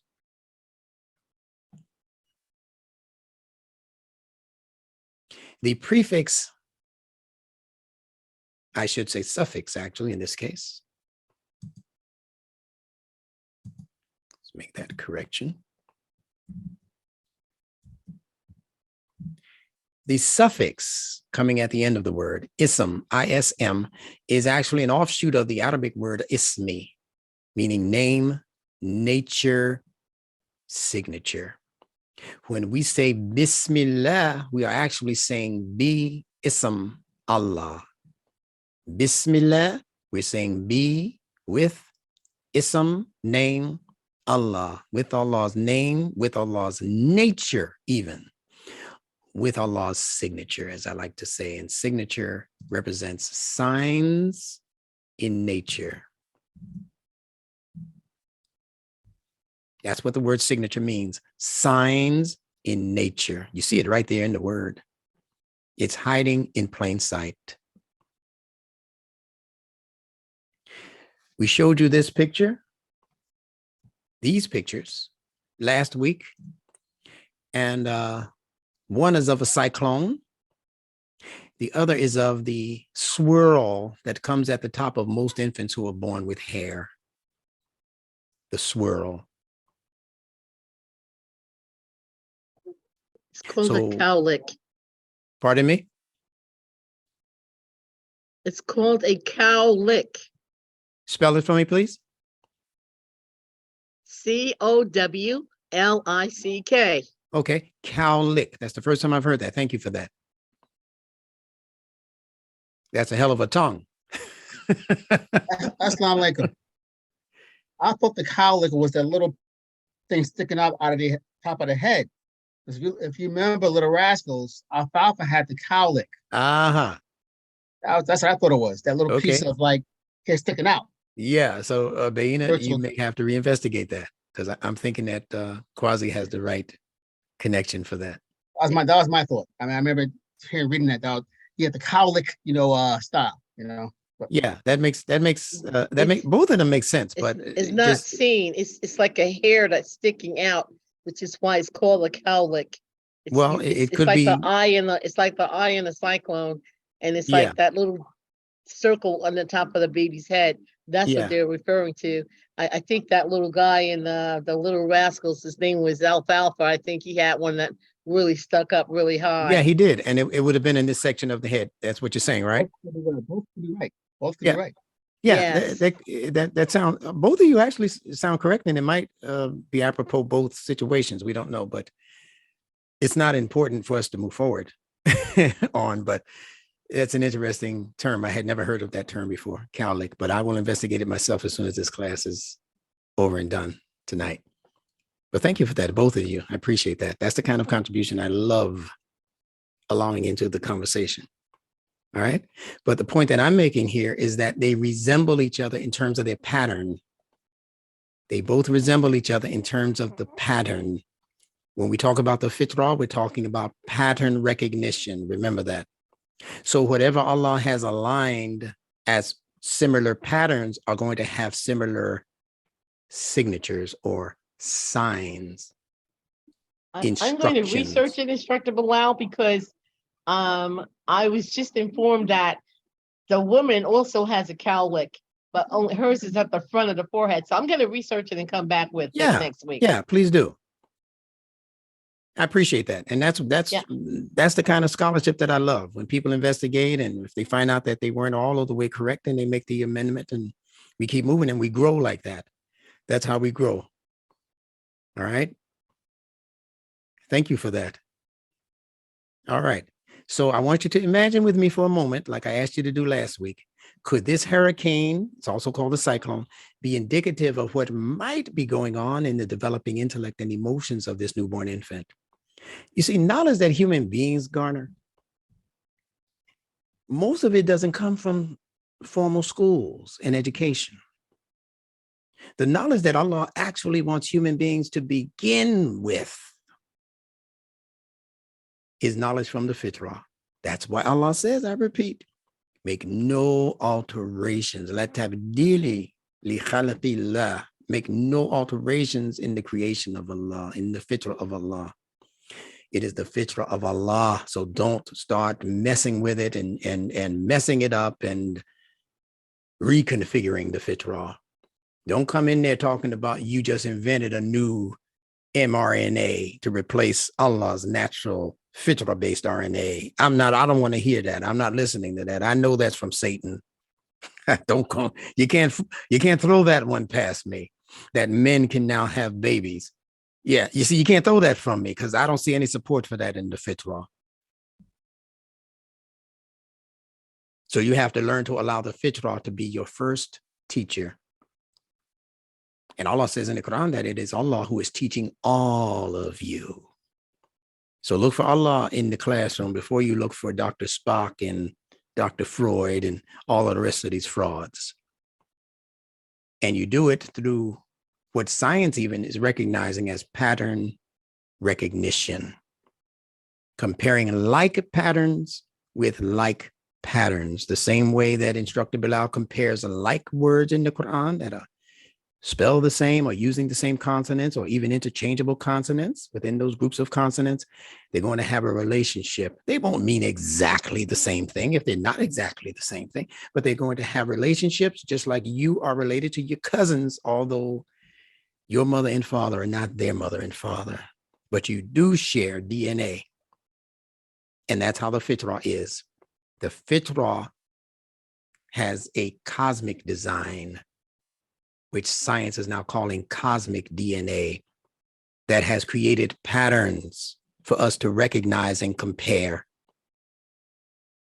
And that's how we grow in terms of Quranic science.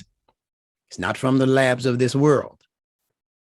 It's from the liberating signatures that Allah has strewn all throughout the galaxies, all throughout the universes. So if you can imagine with me for that moment, you could probably see, as I do, that this hurricane might be indicative of what's going on in the area where Allah placed it. He created this first in the universe. Then when he created human life, he created a pattern right on top of the newborn infant's head that resembles even the water going down the drain.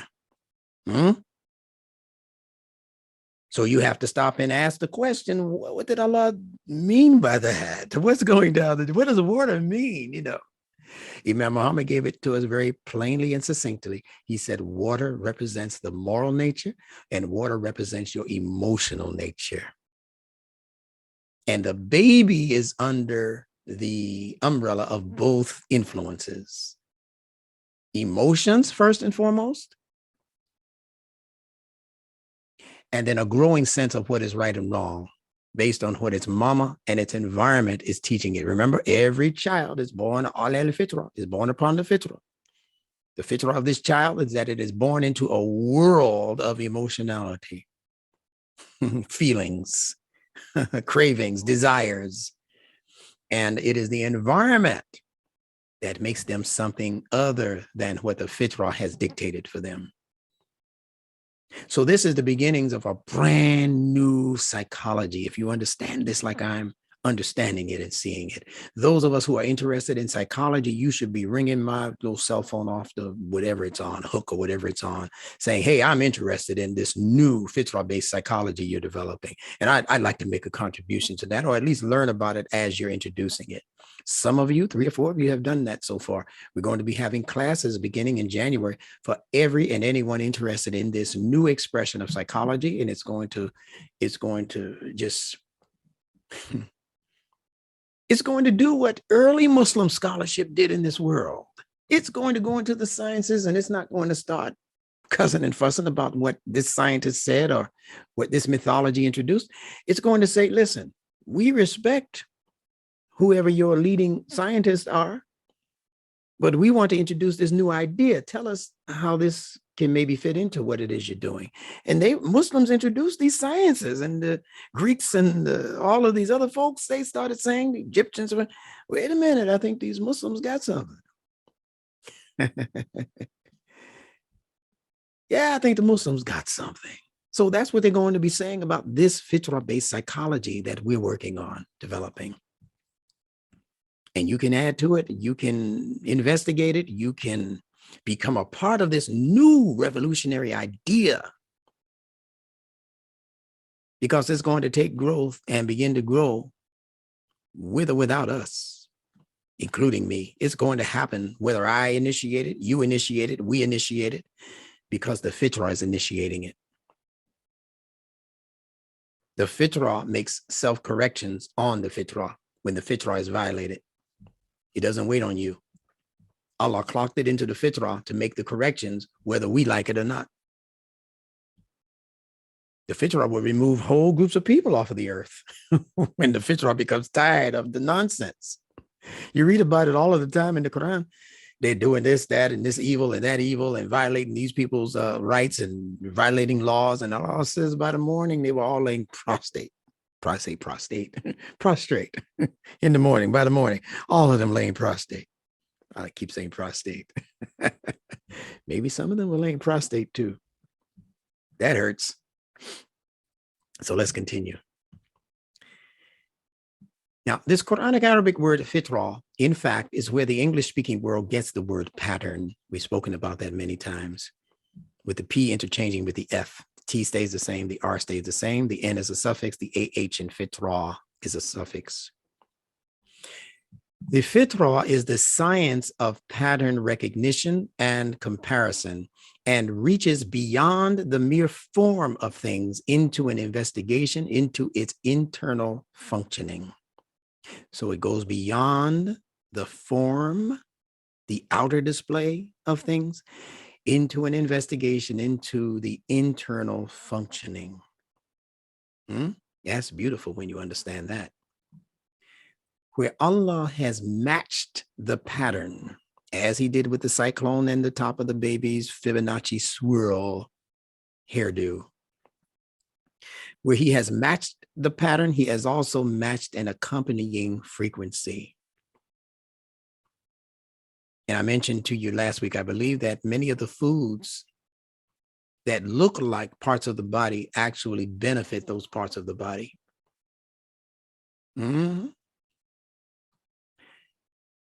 Taking that into account, my hypothesis is that whatever is going on within the cyclone may possibly be going on inside the developing cognition of the newborn infant, who is also being besieged by brand new mental weather conditions, which are in the process of establishing its intellect.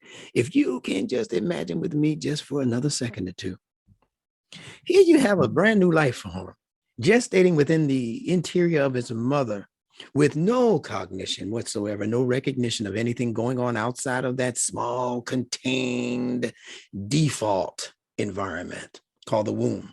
Now, all of a sudden, it's thrust out into the world of all of these possibilities. Light that it didn't know about, sounds that it couldn't register while in the womb outside of the mother's heartbeat.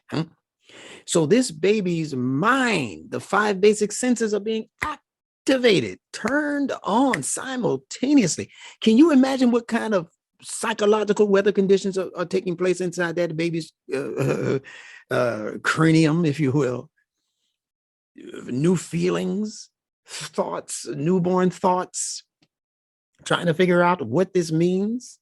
I keep hearing it. What does that mean? Who is this person in front of me? Who are these people? What's that loud sound? What are these soft sounds?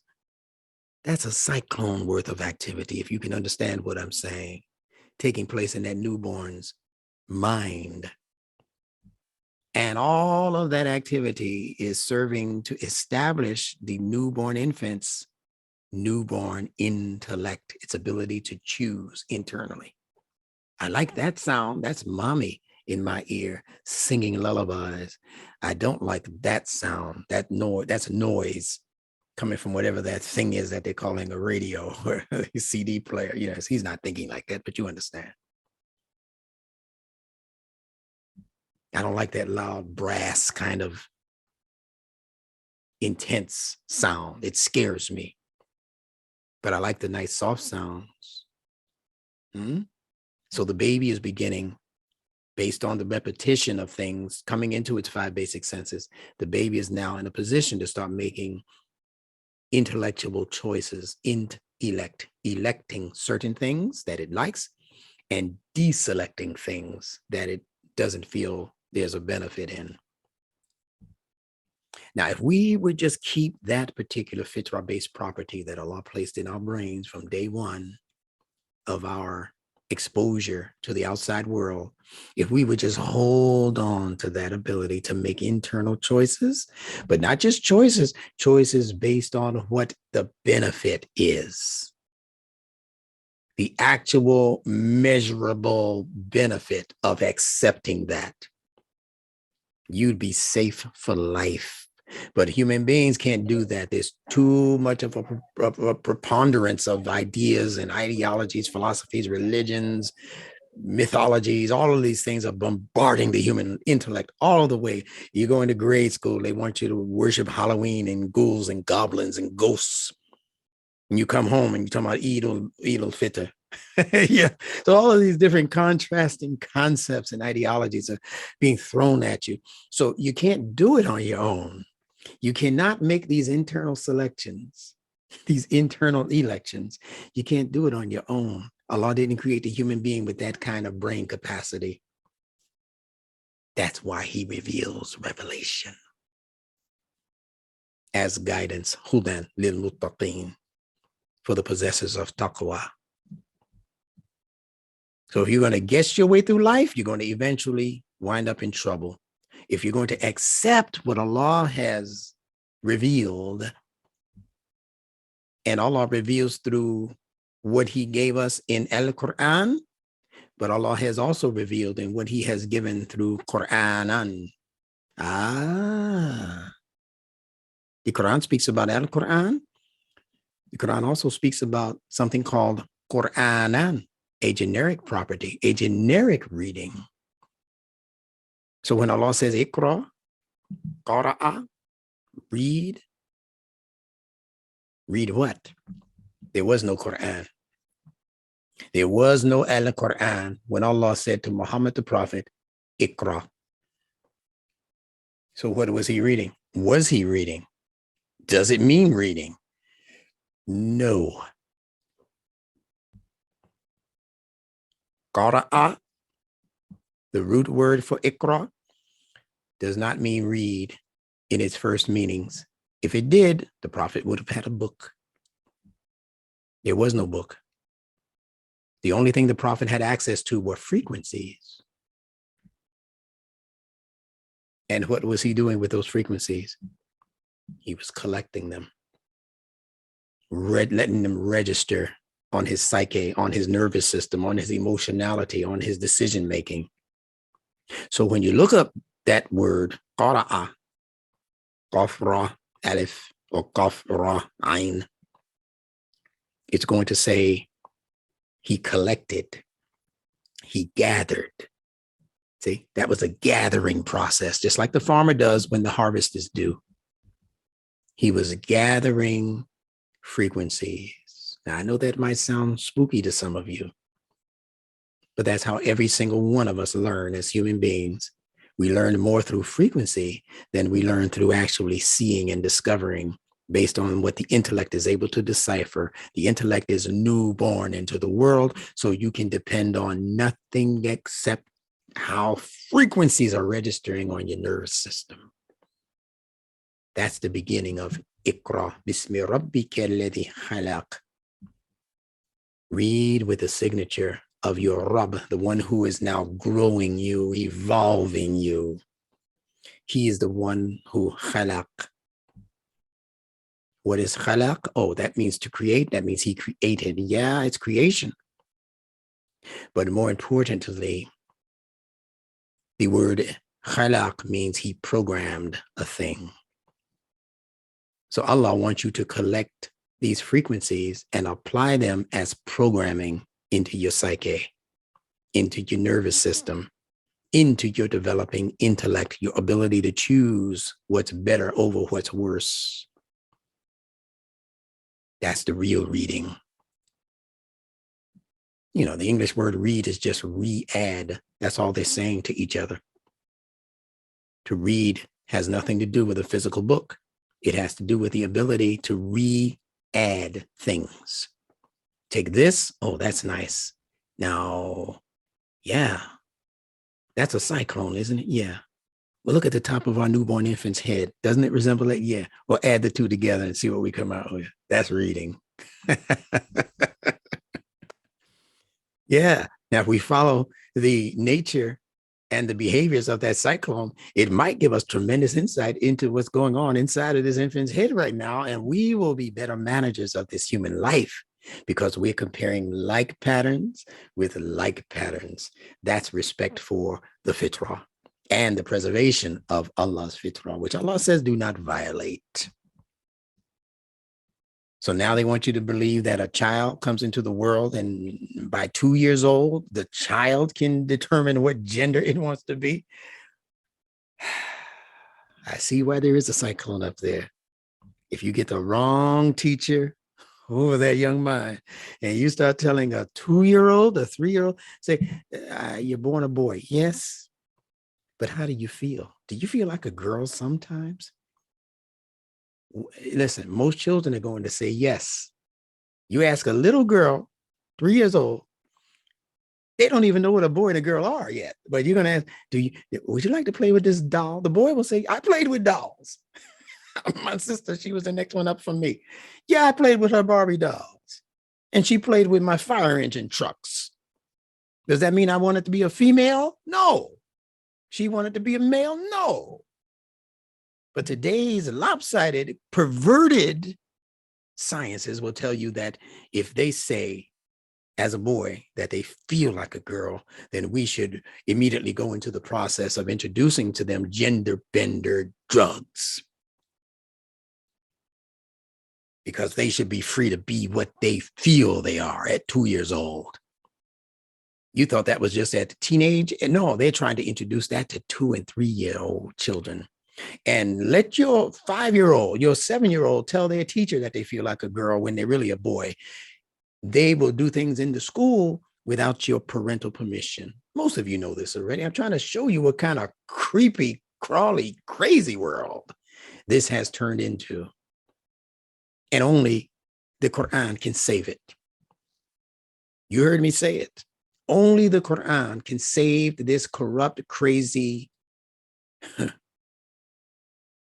thing that they're calling a world right now. And it will. Even if it doesn't happen for all of us, it's going to happen for a significant portion of us who dedicate ourselves to this wisdom and do what is necessary to establish fitrah-based community life. Let's continue.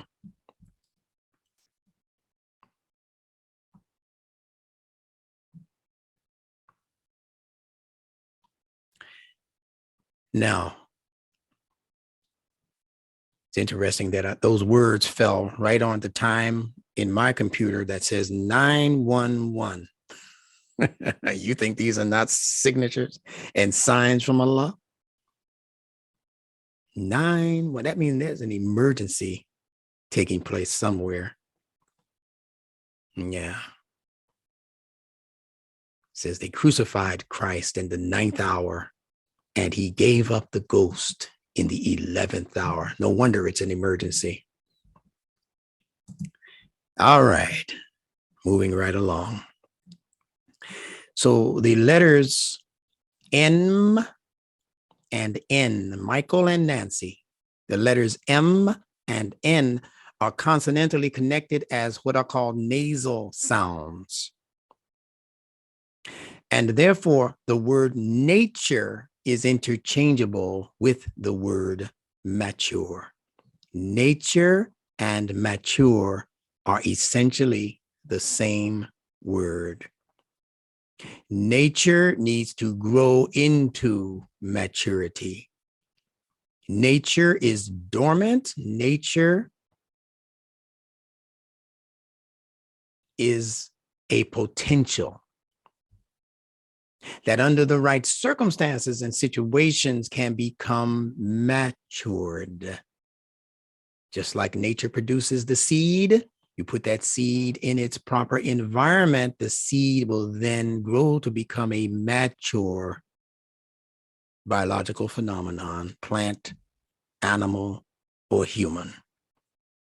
Imam Muhammad said once that unless you are conscious of the fitrah cannot benefit you. So the fitrah is something that matures based on your conscious attention to it. If you're just going on in the world, la-di-da, all is well, all is wonderful, and you're not really paying attention to what's happening around you in the natural environment and also in the unnatural environment that has been created by the influences of Ash-Shaytan, then the fitrah cannot come to your rescue when you're in trouble. If you're paying attention to the fitrah, you're reading the signatures of Allah in created things and created circumstances, you're able to read, say, okay, that resembles something that Pharaoh did. That's why the Quran is here, just so you can have a comparison, so you can have a pattern recognition book. Say, well, listen, this governmental leadership is doing exactly what that governmental leadership did in the Quran. This decision that was made by these people for this purpose, so that they could gain more riches and power, well, that's exactly what this government did. So what you're doing is you're taking what you're having in front of you as a world view and as a world circumstance and situation, and you're simply doing pattern recognition with the Quran. So you don't have to wait around to figure out what's going to happen. You can predict what's going to happen, because whatever happened to them that has been preserved within the pages of the Quran as patterns, it's going to happen to you if you're in that same situation in today's time and they're following that same trajectory. They're going to end up where those people ended up. It's really that simple. So it's no soothsayer prediction kind of thing. It is an intelligence that Allah allows us to operate by comparing patterns of the past. And some of that pattern is mythology in the Quran. Some of that stuff didn't happen. I said, this man has lost his Muslim mind. He's saying that Allah put the mythology in the Quran. Yes, he did. And he tells you that very plainly every time he uses the word mythal. Where do you think they got the word myth? Those wily Greeks. They got it from studying the Quran. Mythal. Allah says, mithlikum. The likeness of this is as of that. It doesn't mean that thing happened. It's the likeness, just like a myth is the likeness of forces in nature. Thor, the god of thunder. Do you think they meant that literally? No. They were reading the signatures of lightning and thunder, and they said, we're going to put this into a human framework and introduce it as a myth in order to secure the knowledge of how thunder operates in the world. And Allah does the same thing with more grace and obviously more wisdom than they have. So many of the characters that are introduced in the Quran could be considered mythological characters. but they're not false myths. They are myths that carry more truth than what you're calling reality. So you're still looking for an Adam as a human body that existed 4,000 years ago or 40,000 years ago. You say, I'm looking for my ancestor. That's not what Adam is. And Allah could have easily said when he created Adam. You're still looking for a caliph. You're still looking for a Mahdi. All of the things that the Quran never says is real or are going to come back if they ever existed in the first place. The caliph. Iranians looking for a caliph. They got the caliphs. They're looking for more caliphs. Farrakhan looking for the return of a Mahdi. What kind of foolishness is this? You can't even find a Mahdi in the Quran. How are you going to find one in today's time? That's not what Mahdi means. The word Mahdi is actually never used in the Quran. There's variations on that root word. Yeah, you know, Mahdi. I'm sorry, W.D. Farad is not the Mahdi. Elijah Muhammad is not the return of the Mahdi. So you need to go back and re-examine where you're getting this from. And even as importantly, who gave it to you? If Allah didn't give it to you, who gave it to you?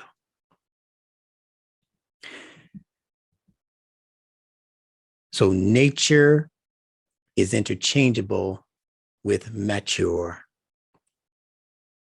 And the more you study the possibilities of nature, the more you study the situation for maturing the body, the mind, and the soul, the more nature is going to become mature.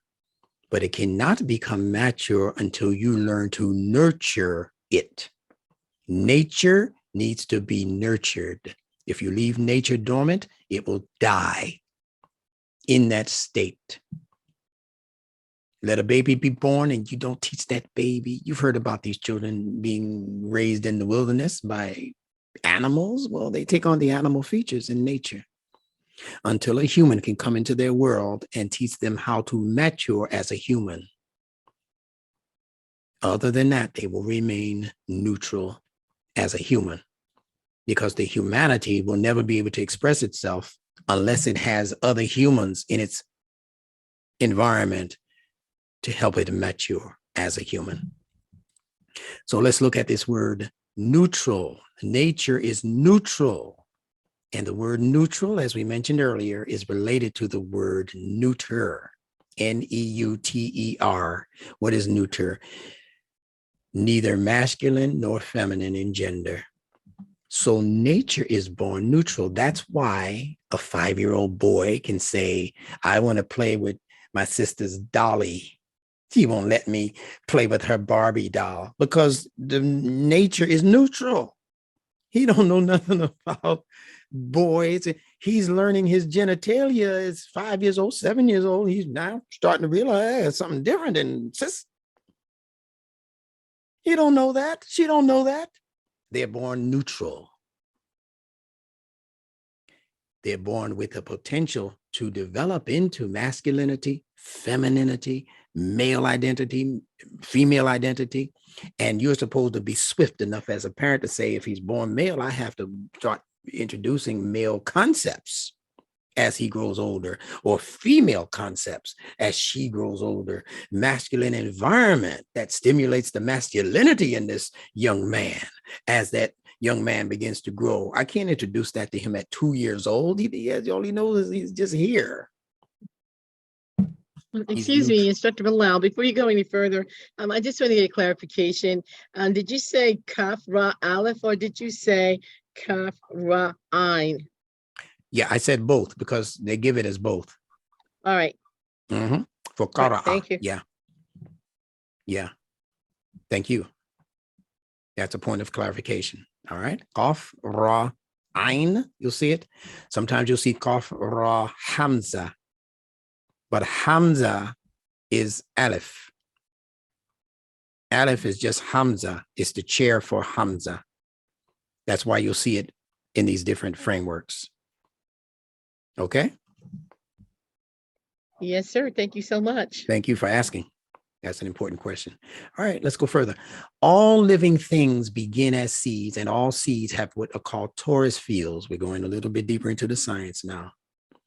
All living things begin as seeds, and all seeds have what are called the torus fields. Now we're learning a new terminology. Listen carefully. Now, the word nature is speaking to any seed's torus field energies. Those energies are by definition feminine. Nature is speaking to any seeds surrounding frequencies or energies. Operates just like a figure 8, just like your DNA spiral. This is any and all seeds, whether you're talking about the seed called the spermatozoa in the male or the seed that's called the ovum in the female. They are both classified as seeds, and they are both by definition feminine. I know it's a new science, but to get used to it because it's Quranic. This is, believe it or not, Quranic. That's why I'm going this slow. So you'll take notes and do some homework. Remember now, feminine doesn't mean female. It's talking about our principle of operation in the universe that accepts things into it. And because it accepts things into it, it is subject to morph, to change. That's what feminine principle means. So what is feminine principle in the universe? The universe itself. The entire universe is feminine. Imam Muhammad stated this on one occasion that I heard, but I had to come to that conclusion even before I heard him say that. When I heard the term universe and connected it to yoniverse, and knowing that yoni means uterus, the entire universe is feminine, only because it is being affected by an outside masculine force called the source creator. What is it that Allah doesn't affect? He is the ultimate masculine energy that's affecting every single thing that he has created. So Allah in that regard is masculine, and everything else in the universe is feminine. That's why it's a yoniverse. These people had great wisdom that we can't penetrate because we're too stuck on common concepts of life. Our egos get stuck. Everything gotta be feminine. Because Allah created everything feminine. Created your soul feminine.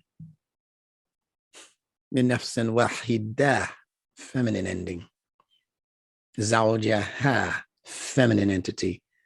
All of the instructing signs that are called ayat, ta, ayat, ti, ta marbuta, feminizes a word. Muhkamat, feminine. Mutashabihat, feminine.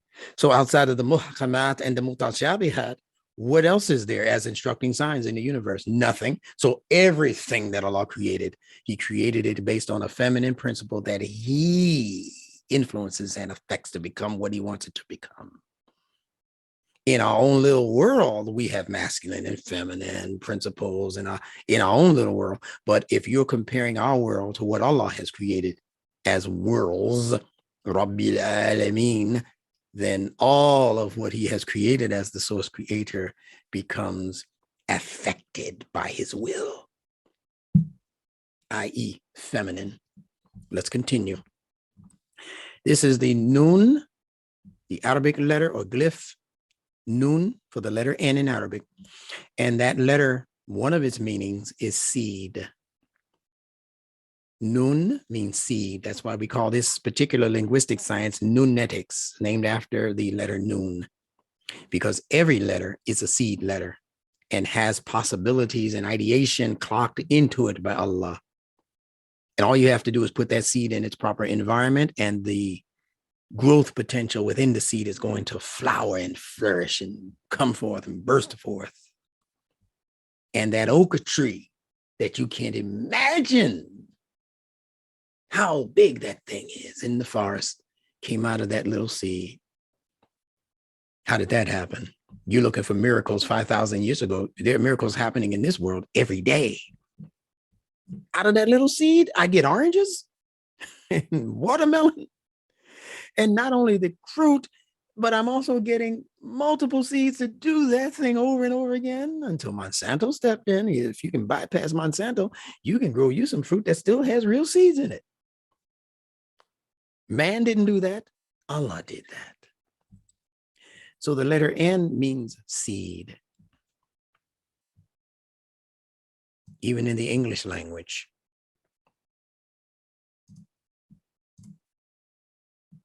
That N is a pictograph. It's picture writing. If you look at this N from the left, which is the way you draw it, to think about how you would draw this N. When you're writing this English small letter N on a piece of paper, you first go down, then you come up, then you go back down. Well, that's nothing but the planting of seeds. You put the seed down into the soil. It grows back up out of the soil to become a plant. You harvest that plant, pull it up out of the ground, and then you put new seeds back into the ground. That's what seeds do. So the letter N means seed. The letter T, as we mentioned earlier, refers to two, T-W-O, ta, two. And the letter R indicates movement. If you pronounce it correctly, like the Latino people do, you pronounce it as R. R, ruffles have ridges. You remember that one? That's R. Because that's movement. It's the movement of the tongue across the top of your mouth, the palate. R, R. See? So it means movement. So all of the words that begin with R in Arabic and in English and any other language for that matter. Oh, thank Allah for Nunetics, for freeing us from the bondage of false meanings for words, especially in the Quran. Now you can go into the Quran understanding what these letters mean and apply it to a word and say, well, it's got to mean more than that. Rabb has to mean more than Lord, even though both of those words have an R in them. See, we don't think like that. Rabb can't just mean creator. That's right. It means evolver. What happens when life evolves? That's a movement within nature. So Allah is the prime mover within nature, within the universe. Rabb. If you want to know what he is moving, you have to know what the ba means. Two of them. Rabb. Oh, this is beautiful. We don't have time to give you each and every meaning for each and everything. That's what the Nunetics book is for. And I'm actually in the process of writing Nunetics for beginners. Instructor Bilal. Yes, ma'am. Can't that letter R also represent the height or the, spiritually speaking, like we say, Rahman, Rahim, compassion, kindness, being merciful, conciliation, just a very mild way of, not the complete, just the word itself, just like, I think it represents a little more than that. That's what I'm thinking. Mm-hmm. And all you have to do, my dear, is connect the word movement with everything you just said. So it's not just compassion. What good is compassion if it just stays in my house? I have to be responsible for the movement of that passion or that compassion or that mercy. What good is mercy if it's just in my head, but the people right outside next door to me need help? I know they need help. Mercy is in my house, but I don't carry that as a movement next door. So yes, compassion, mercy, all of those things, but it's the movement of those things. And because the movement of compassion, the movement of mercy is an action that helps to develop. See, the mercy that Allah shows that infant in the belly of the mother, the gestation period, the mercy that Allah is showing that infant, even though that infant is going through literally bone, I don't want to say bone crushing experiences, but the fact that bones are coming together out of sinew, out of muscle. And if that were to happen and the infant were to be conscious of that development, their minds would never grow because they would be completely inundated with pain. Allah erases that pain. I'm giving you early tafsir of Imam W.D. Muhammad, if you don't notice it. That child, according to science, they say if the baby were to consciously remember the pain involved in bones coming together, blood vessels developing, muscle material developing, and Allah allows that baby to be born with absolutely no memory of all of that gestation period. And the baby comes here just as ready to smile, ready to love, ready to hold on to mama. That's rahmah. It's the movement of that mercy. And it has to be a movement that allows for the evolution of a thing. See, this is another key to the letter R. It's not just movement. It's a movement that allows you to evolve. That's why Allah as a Rabb is the guardian evolver. You're not just moving horizontally, you're moving like the airplane on the tarmac. You get it? It goes straight at first, and then it takes on an ascension. That's why they say the Sirat al-Mustaqim is not just a road going horizontal. The Sirat is a movement that goes horizontal and then take off. You're supposed to be evolving. Mustaqim, standing. I like to think of the human being and the butterfly as being similar, and that we admire the beauty of the butterfly, but we don't realize what the butterfly had to go through to get to become that beautiful butterfly. And the human being is the same way. And you can't help that butterfly to come out of that chrysalis. It has to do it by itself, otherwise he will be weakened and not be able to fly properly, or something will be missing from it. So I like to think of human beings and butterflies as similar in their development and growth. That's pattern recognition. That's beautiful. That's how you're supposed to compare. That's the same pattern recognition that we were speaking about earlier. And I remember who was the psychologist in the beginning of Imam Muhammad's career? Naim Akbar. You remember him? Dr. Naim Akbar? Yes, I forget the name of his book, but I know he had a butterfly on the front of it, and he was talking about human development. Yeah, metamorphism. Yeah, that's another word for it. But Dr. Naim Akbar, I forget his community of self. The Community of Self. There you go. That's right. A fantastic book. I read that book about 1,000 times when I first purchased it. The Community of Self. And he had another book, I think. I know at least one of those books had the butterfly on the front of it, because he was explaining that same development that Baina is speaking to in the human growth and development scale as being similar to the butterfly. That's the pattern recognition thing I'm talking about. How we develop in our nature in the same way that a butterfly develops. He was comparing the Nation of Islam as the cocoon, that the beautiful butterfly remained in gestation within, and then eventually came out a brand new creature. So Dr. Naim Akbar was comparing Imam Muhammad's language and logic as being different from Elijah Muhammad's language and logic, in that Elijah Muhammad's lessons and teachings were the cocoon stage of our development. Just like I said earlier, partly formed, partly unformed.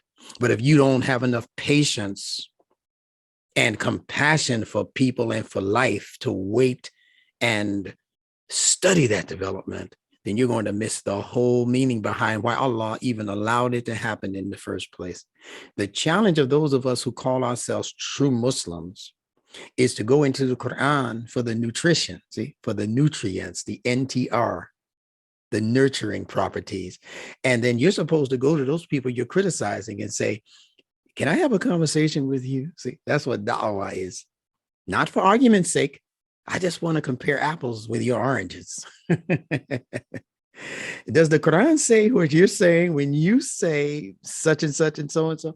And you have to give them enough impetus to want to think and compare and reason. And that's how Allah allows you to step in as the teacher and the one who's helping to guide people in the proper way, in the proper direction. But you have to first make sure that you're being guided properly. And all of that is depending on your relationship with your Rabb. Is Allah speaking to you? And if he's speaking to you, do you know when he's speaking to you? Sometimes when you turn on your computer or your television, that's Allah speaking to you. Can you recognize the difference between when Walter Cronkite is speaking to you or when Allah is speaking to you through Walter Cronkite? I know that sounds kind of hairy. It sounds kind of strange. But I'm saying if your ears are open cosmically, you'll know when Allah is speaking to you, when he's warning you about something or when he's guiding you in the direction of something that you've been asking him about. He's not going to appear in the person of Master Farad Muhammad and tell you what, that ain't how that works. When you ask Allah for something, he can appear to you as your 3-year-old child. Send an angel right through him, speak words that you know are not ordinary. You say, wait a minute, he's never said that before. Speak to you through the sunrise if you pay enough attention to the fitrah. But most of us are not paying attention to the fitrah. And most of us, as Allah says, we're not investigating nor paying any real attention to the instructing signs, the ayat. Allah says he created them in the skies, ayat. He created them in the earth, ayat. He says, and in you, meaning humans. He created similar ayat. He said, but most people go on heedless. We just see it as beauty, but we don't see it as instruction. When we learn to shift paradigms in terms of how we're viewing the fitrah, that's what this whole class is about today. Nature and nurture according to the fitrah. We have to shift paradigms, how we view the fitrah, beginning with the fitrah of our own selves, our own souls, our own nafs, how we view and register the frequencies that are taking place in our own nafs. Why do I feel lazy and of no account this morning? What happened to me yesterday or last night that I don't even feel like getting up the next morning? You have to question your own soul concerning those things. Why am I still doing this thing that I know is injurious to my health? Why am I still eating this stuff and I know it has nothing that Allah created in it, but I'm still eating it? I love it. Why? You have to question your own nafs. We're so busy questioning everybody else that we forget to question ourselves. And when you question yourself sincerely and ask Allah to give you answers, guess what? All you have to do is listen with all of your senses for the answer, because Allah obligates himself to answer you. When my servants ask you of me, I am near. I listen to the call of every caller. Allah will answer the prayer of an atheist. If the atheist says, I don't really believe in this prayer stuff, but I've tried everything else. Let me try calling on this God. Don't you know Allah will answer that atheist just as quickly as he'll answer your mufti, your imam, your sheikh, your shaker. Allah's not a discriminator. He's not a Republican versus Democrat, or Allah doesn't play politics. He's the source creator of all. So that's how we have to approach what it is we're doing, with that kind of open-mindedness for who Allah is and who Allah ain't, for who we are as humans and for who we are not, because that's not the potential that Allah put in us. We are nothing but seeds in this earth planted by Allah. Get ye down from here. Does that sound familiar? He told that to the human. Get ye down from here into the earth. Isn't that the movement of a seed? So we're seeds. And we have to look over our own growth and development, making sure that we remain in the environment that is conducive to that growth and development. Let's continue. So the letter N, we're talking about the essential letters in the words nature and nurture and neuter and neutral, NTR. Keep that in mind. The N, as we stated, means seed. The T means to, And the letter R indicates movement, what I like to call evolutionary movement. You get in your car, you expect to move. You get on the train, you expect to move. You take a ride on your bicycle, a ride, you expect to move. All of these R's have to do with movement. You go outside for your daily run, you expect movement. But behind each and every one of those movements comes an evolution, an improvement, we'll put it that way, an improvement. When I go do track on the run, where it is, you know, I run track, see those R's? That means that that exercise is going to produce benefit.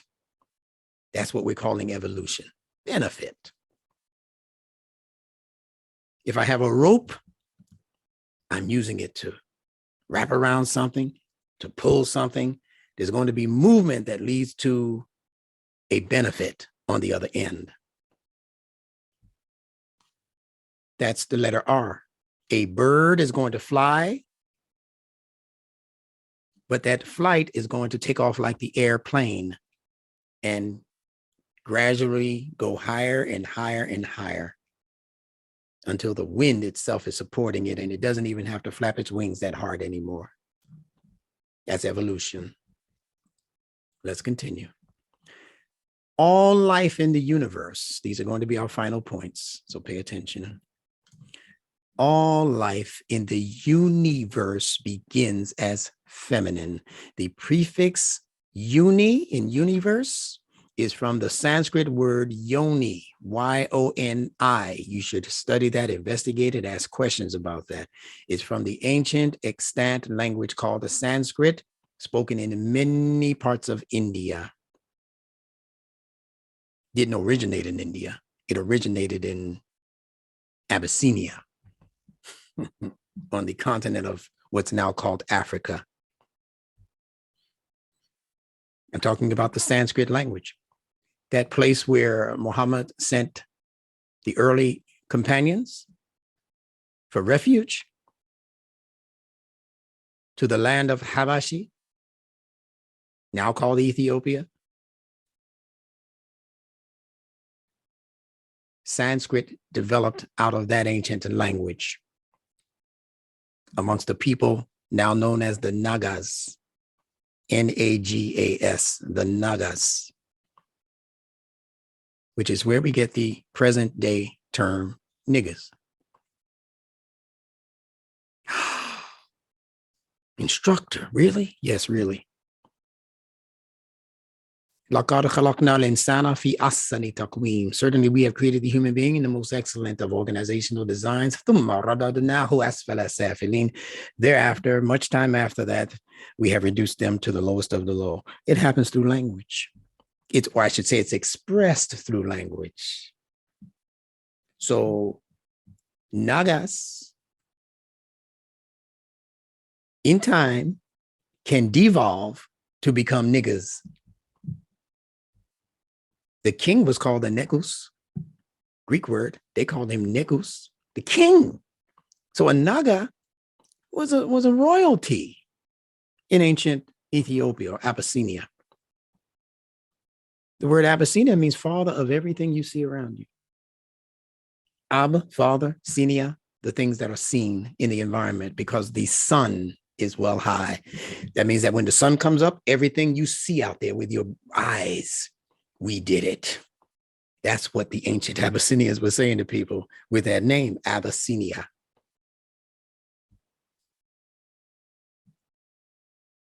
And then the Greeks came along and called them Ethiopians, Ethiops, ethical vision, people of ethical insight. Don't let them fool you with that burnt face stuff. Oh, Ethiopia means people of burnt faces. Well, unless you know what burnt and black means in their language, you shouldn't even go there. Black faces were not an anomaly in the ancient world. White faces were the anomaly in the ancient world. Everywhere on the planet you used to go, there was somebody brown or black. That wasn't no surprise moment for those people. but we're not understanding these things. So we accept the definitions that are sold to us by people who want to continuously rule over us.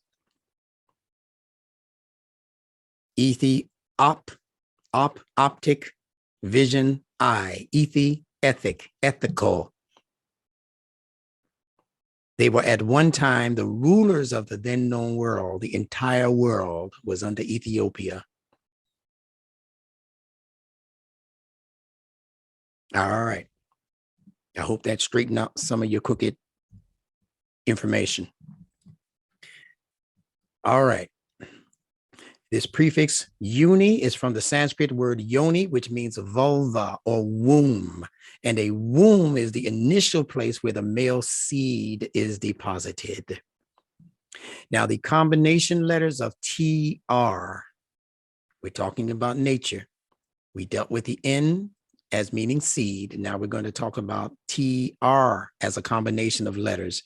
It refers to two movements. You see that? How easy is Nunetics? N means seed, and within the seed are TR, NTR. T means two, R means evolutionary movement. So within every seed and its potential as Allah created it, there are two potential evolutionary movements. Allah created this human soul, min nafsin wahida, as one soul, and then what? Zawjaha, its mate. Out of it comes Zawjaha, its mate. So those two were inextricably tied into the one.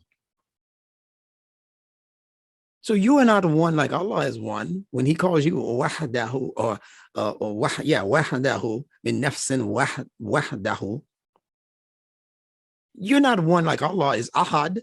Ain't no two coming out of Allah. There's two coming out of you. Alhamdulillah. Isn't that beautiful? Yes. I'm like Allah. Allah calls himself Wahid, and he calls us Wahdahu. No, it ain't the same. Out of Wahdahu comes Zawjaha, or Wahida, I should say in this instance. Zawjaha. That's different. So the combination letters of TR refer to two movements.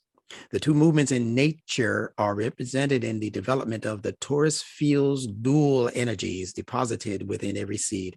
So every seed has a torus field.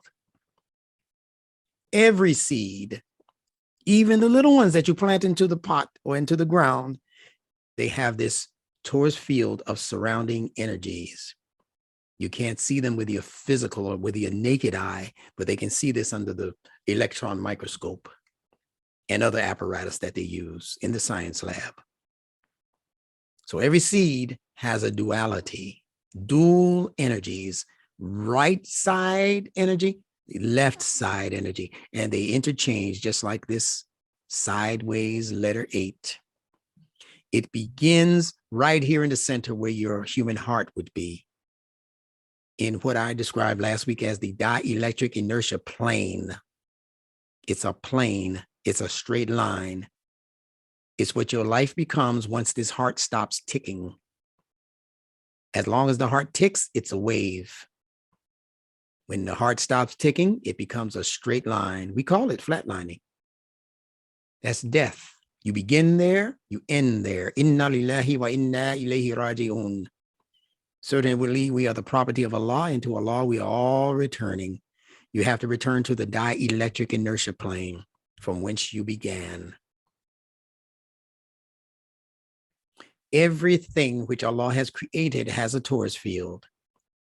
The hint for this is in the Quran when Allah mentions Torus Sinin. See? Torus Sinin, the so-called mountain of Sinai. Don't think Sinai, think sinus, as in the sinus cavity. This is where revelation is delivered to human messengers such as Musa. Right here in the sinus cavities, beginning with the nostrils, the nose, and its nasal cavities. You think it's in accident that the English word nasal, remember what I told you about the AL? It's really just AL to be placed on the beginning of the word. So if I take AL off of the end of nasal, NASAL, put it on the beginning, I have ALNAS, El Nas. You think that's an accident?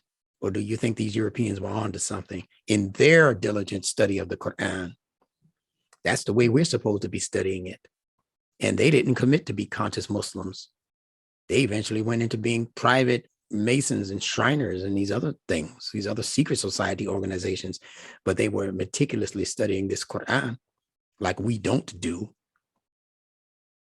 And now that a few of us are doing, and we're the one presenting our findings to you so that you can play catch up with the rest of the world of schemers and plotters and planners against your Muslim life. It's amazing. This is your mercy. You're talking about Rahmah? What I'm giving you now through Nunetics is Rahmah. And it is also your inheritance.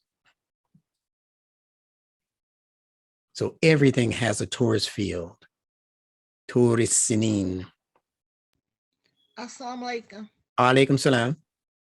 I was doing some research on the what you asked of us, and I came across a term that means a constellation of a star in the universe, and it is called Centaurus, Centaurus,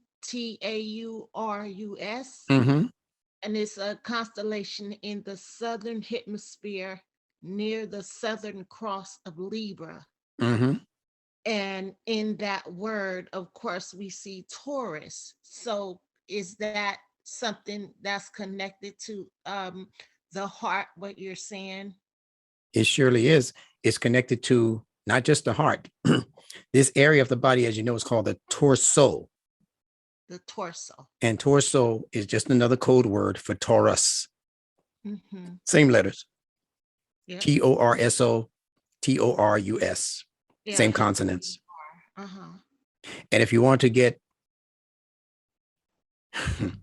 really fancy with the connections, then you can connect Taurus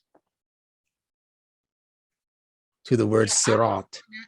That was going to be my next question. The Taurus in the what they call the zodiac signs, or connected to the. You have Taurus the bull. Yeah, but you also have in the Quran the logic for how Allah is establishing the correct meanings for these things so that you won't go zodiac crazy following these other people's logic. Yeah. Allah says, Ihdina sirat al-mustaqim. Guide us along the straight path, they call it. But remember, mustaqim means that it is gradually being uplifted to a standing position. So this is your sirat al-mustaqim, standing. This is your sirat al-mustaqim. This is where Iblis in the Quran says that he will be sitting and waiting for you. He said, along your, speaking to Allah, along your sirat al-mustaqim, siratika al-mustaqim, along your straight path, he told Allah. So he's waiting for you right here. It's reinforced in the last chapter of the Quran, the last surah, where it says that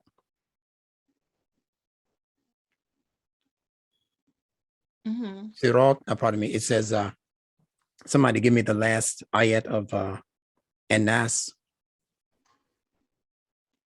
Min al-jinnati wan-nas. Yes. Right? But right before that, what does Allah say? Next to last ayat of Surah An-Nas. Sudur An-Nas. Give me the whole ayah. Qul a'udhu قل أعوذ برب الناس ملك الناس إله الناس من شر وسواس الناس الذي يوسوس في صدور الناس. Okay, that's the one I'm looking for. Yeah. You see sudur? Give me the consonants. Sadara. Sad and dal. Sin, dal, and ra. Okay, sin, which is the S sound. D.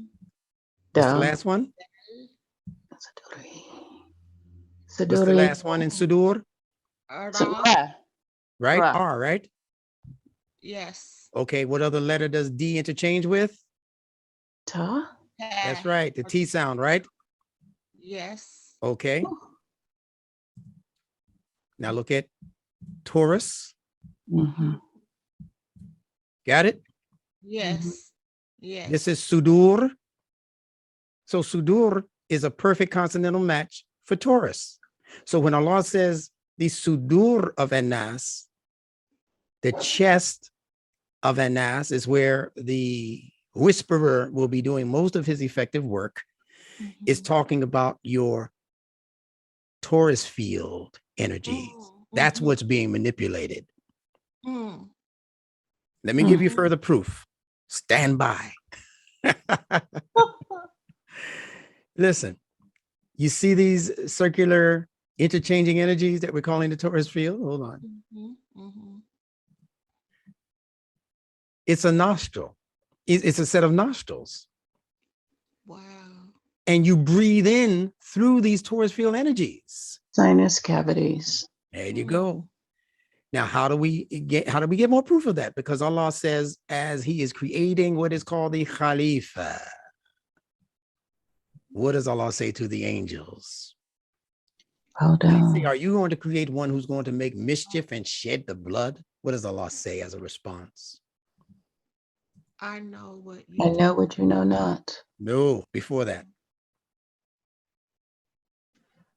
When I breathe into him. Thank you, sir. Thank you, Ahmed. When I have breathed into him. Well, where are the nostrils that Allah is breathing into in his Khalifa? You think it's in the face here? Do you know that the Bible says that God blew his breath into Adam and Adam became a living soul? The Quran doesn't say that. The Quran doesn't mention breathing into Adam's nostrils for him to become a living soul. Allah says about his Khalifa, when I have breathed into him, he never says nostrils, of my ruh. This circulation of dual energies, right and left, all of us have this circulating within us right now. They call it your aura. Listen to me carefully now. They call it your A-U-R-A. And if you know what I know about consonantal connections, you know that A is a guttural when it appears at the beginning of a word. So A can be exchanged for another guttural called H. So aura has automatically become hora. Hora is now answering the age-old question of who was Heru from ancient Egypt. Horus. They call him Horus in the Greek language. That's right. Horus was the one that come in and save his daddy after his daddy had been crucified and chopped into 14 pieces.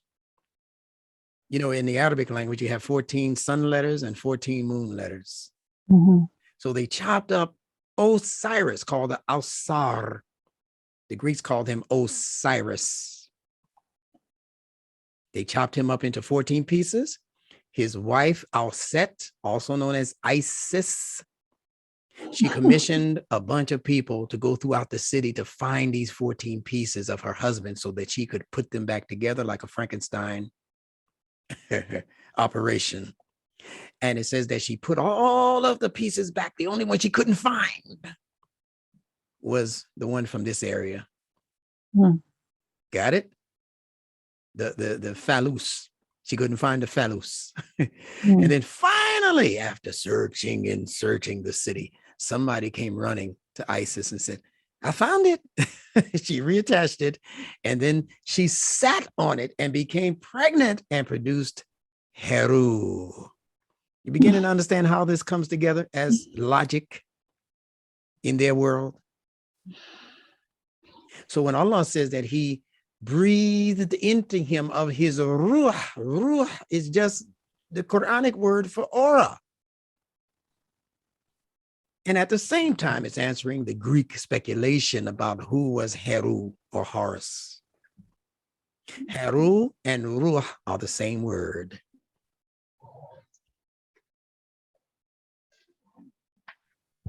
Too much for y'all? Hero. Do I need to back up the train? Yeah.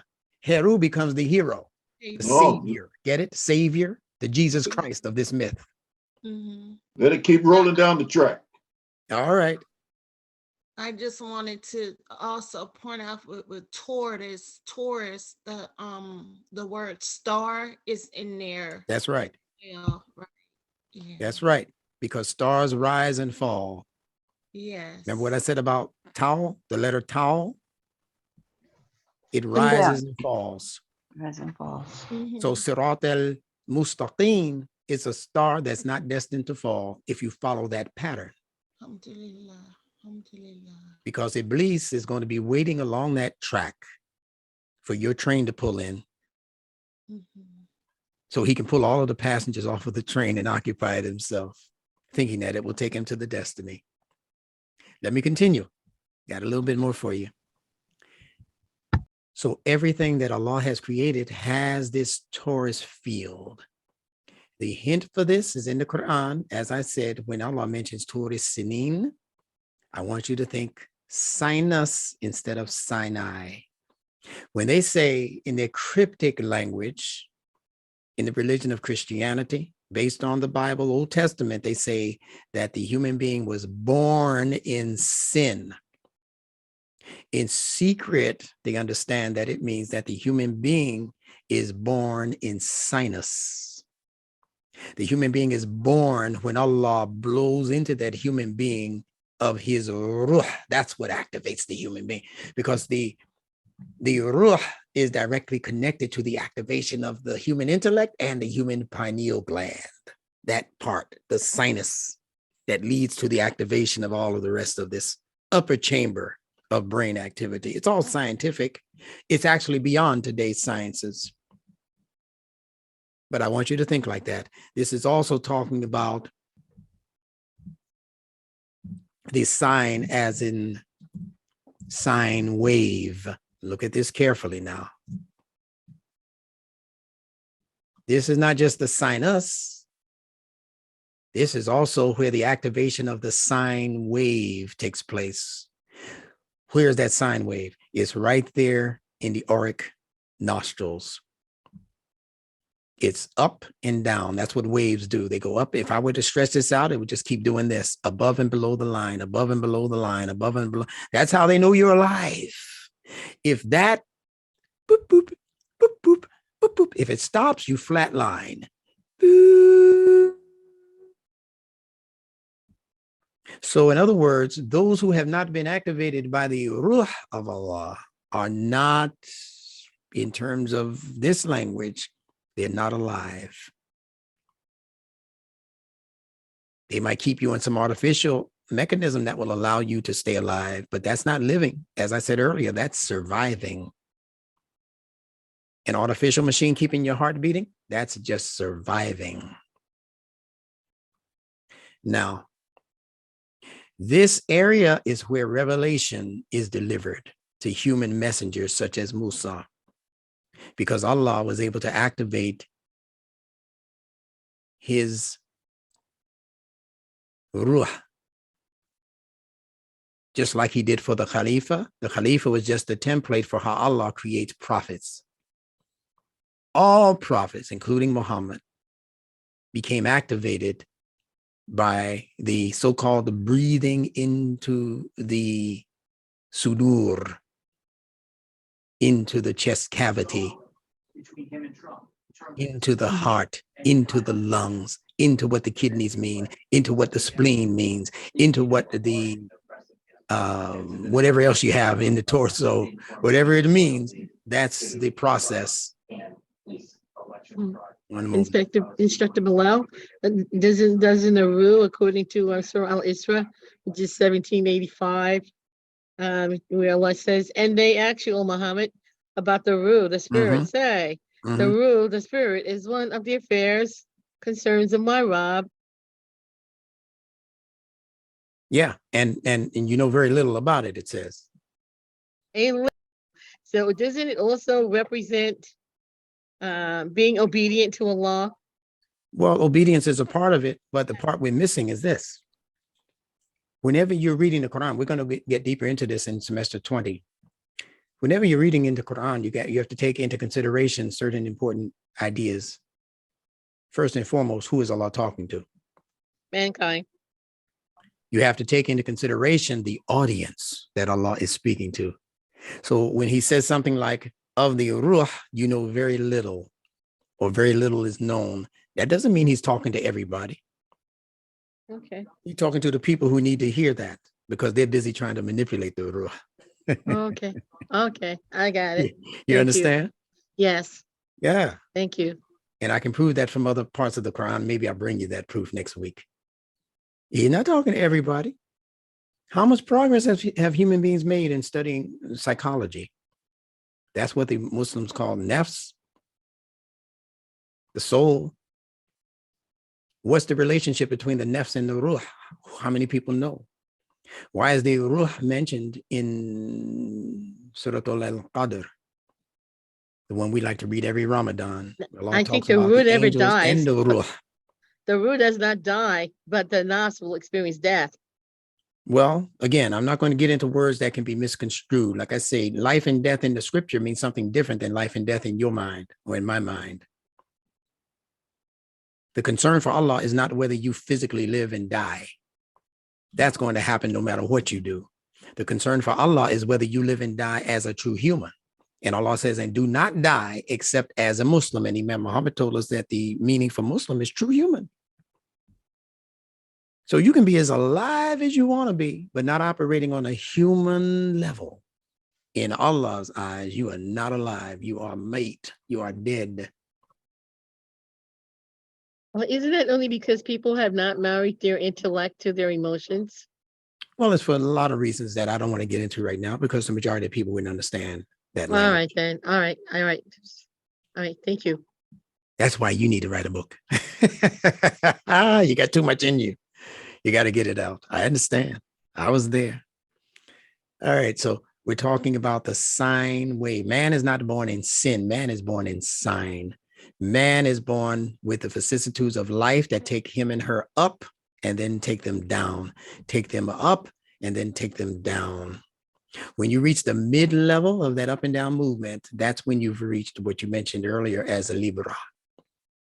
When you learn how to connect, as Patricia just elegantly put, although most people might not have understood her, when you are able to marry the emotional life with the life of the intellect, when they merge, when they become one at the mid-level, that's Libra.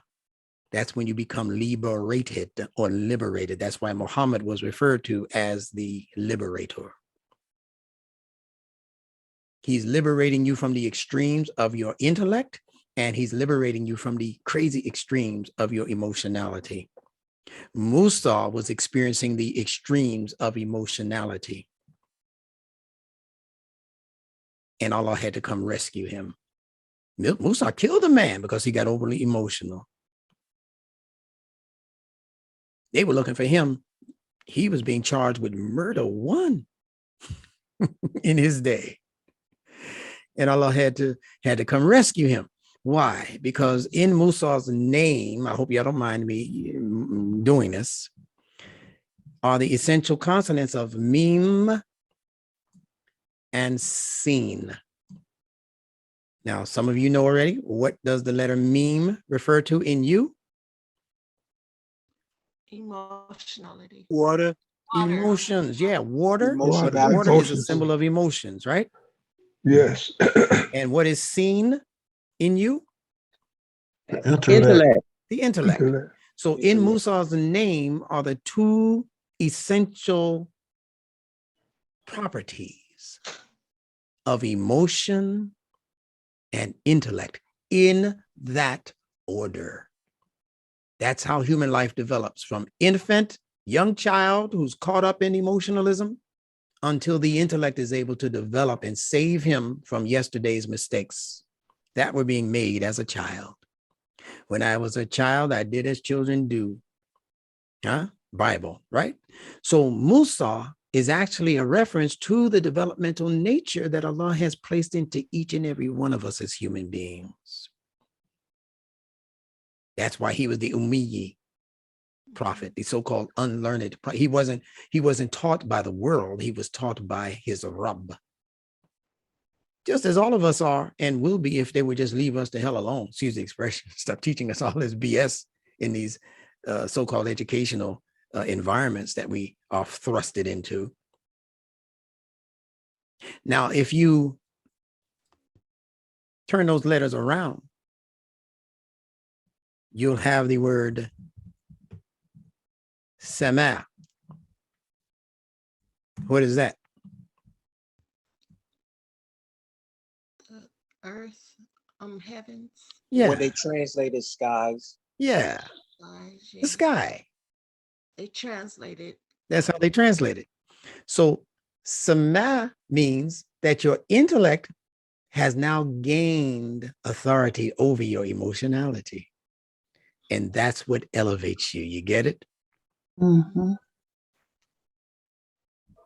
That's what elevates you.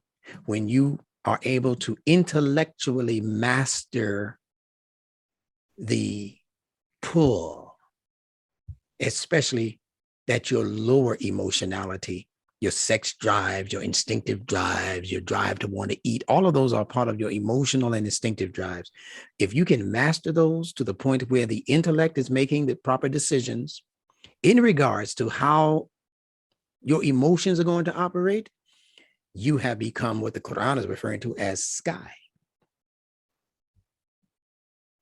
Now, what's important about that? When you become sky, let me explain this. Listen carefully.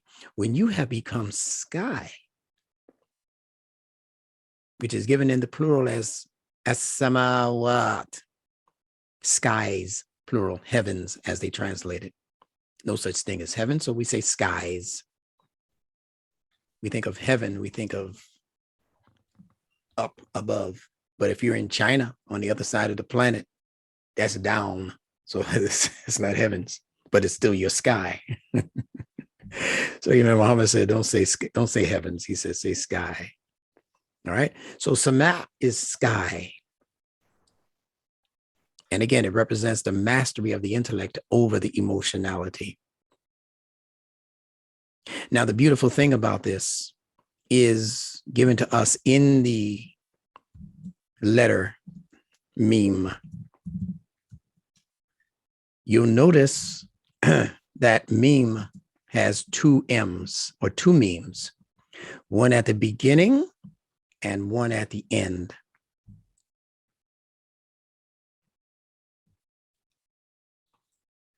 Let me say this first. I think you can handle it. Musa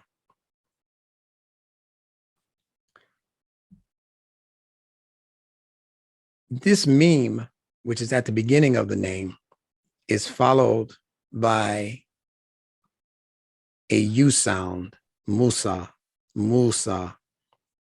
And the U sound as a vowel is indicative of spiritual qualities.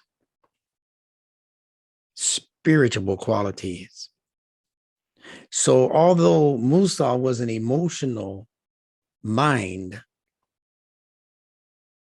his emotions were still being governed over by spiritual qualities. So even when he accidentally killed a man, it was out of ethical concerns for what the man was doing to the Hebrew. He didn't just kill him because he was a thug. Musa killed him because he felt as though the man was being unethical with his Hebrew brother. So the expression of Musa's emotionality was on the level still of ethical concerns, not gangland concerns. I'm saying this to our younger people also, who might be thinking that Musa was just a gangster, you know, like a Blood or a Crip. No, that's not what he was operating on. Musa was born into a situation where he was immediately elevated. They put him on the river, and it says he floated up towards Egypt. He didn't float down. He floated. It was an elevation on what? A word that has two R's. Remember, evolutionary movement, river. Take the two R's off and put two L's. You have level, because that upwards trajectory would eventually level off and deliver him right to the house of Pharaoh. So what are we saying here? That the human nature has two water sources.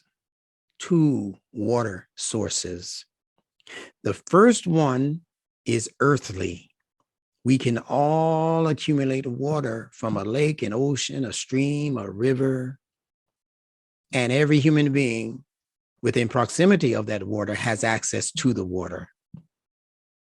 So you'll notice this meme has a vowel attached to it, me, but this meme has no vowel expression, meme, that's it, no expression. Why is that? Because the second water source for human beings comes from the sama, the sky, and you can't access it. The only way you can get that rainwater is if Allah says rain. You can get this water, that's the world's water. That's regular mundane understanding of things and of life and circumstances, but you can't get that divinely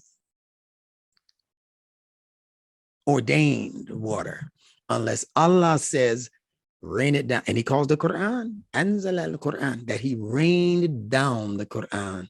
That means that humans could not have access to it unless by Allah's permission. Y'all understanding this? Yes. So that's mean. Yes, sir. Worldly water, worldly conditioning for your emotionality, and then elevated conditioning for your Is that the emotionality same and as for the your two- morality. Pardon me? Is it the same like concept as the two seeds, like the consonant in nature, the T and the R? You said there's two evolutions in the seed, not two evolution, but the two potentials in the seed when we dealing with the not nafs and wahida. Yeah, the nafs and wahida. Is that this like similar concept? Yeah, I would say it's a different. It's using Okay. different language. So therefore I would say it's different. There's a potential for two in every seed. Just Mhm. like in the mother, when she finds out she's pregnant, there's the potential that it's going to be a boy or it's going to be a girl. Got it. Thank Yeah. you. Okay. So, but that's different than what we're discussing now as the two memes. Yes, of course. Yeah, I get it. Okay. Yeah. But you're on the right track in terms of your thinking. So just start to follow that through and bring more evidence. Okay.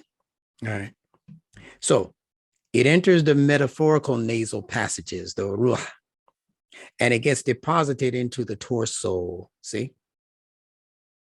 And Allah says, when I have breathed into him, nafakhatu, when I have breathed into him of my ruh.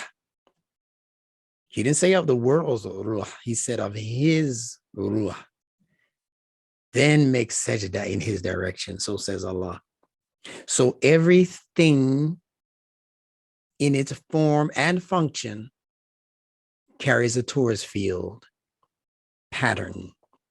The nostrils do, see, that's your torus field, but it's the same design in the nostrils. You see it? Same design in the apple. This would be the dielectric inertia plane from which the apple emanated from, where the seeds were established. It begins to branch out into the right, into the left. And even the leaf on top of this apple has a dielectric inertia plane and a torus field, right and left spectrum. So even that leaf displays a torus field. Look at the face of the owl. Can you see it readily? The dielectric inertia plane, the right and left sides of the torus field energies. The torus field is where the initial energies become activated, right down the center. That's where life begins for all living creatures, in the middle, and guard the middle salat. So says Allah. Give you more to go on in trying to understand what Allah means by salat. There's a medium there in place. We're not going to go through all of this. Just understand that in science, they're dealing with this concept. And within the folds of the right hemisphere and left hemisphere, don't see this as being straight up and down. It's the same way I showed you the torus field, where this is the dielectric inertia plane. It's only like this when it's germinating in the womb. Then it is a linear plane of dielectric inertia energy. When it begins to sprout out from there to become the right hemisphere of the torus field and the left hemisphere, and it is delivered out of the womb, then it becomes a perpendicular line. Once it gains balance and establishes itself, then it becomes what you're seeing here once you're able to stand in the qiyam position. Then that horizontal plane becomes vertical.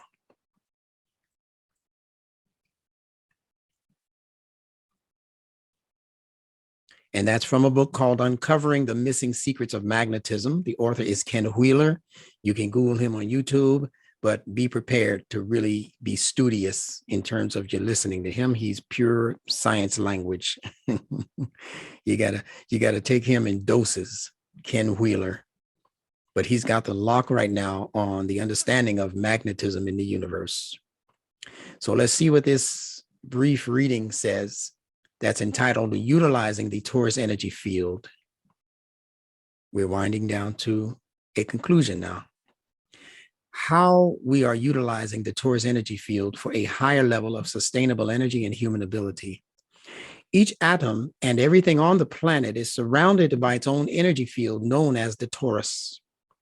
This self-sustaining, balanced, dynamic energy flow process is the base for everything powerful on the planet, consisting of a single axis and two vortices. As we showed you, a consistent axis and two vortices, or vortexes, if you will. Energy passes through one vortex along the center of the axis, out the other vortex, wraps back around the circumference and renews by passing through the original vortex. That's that 8 we were talking about. Coming in, passing through, coming into the other vortex, passing through, right?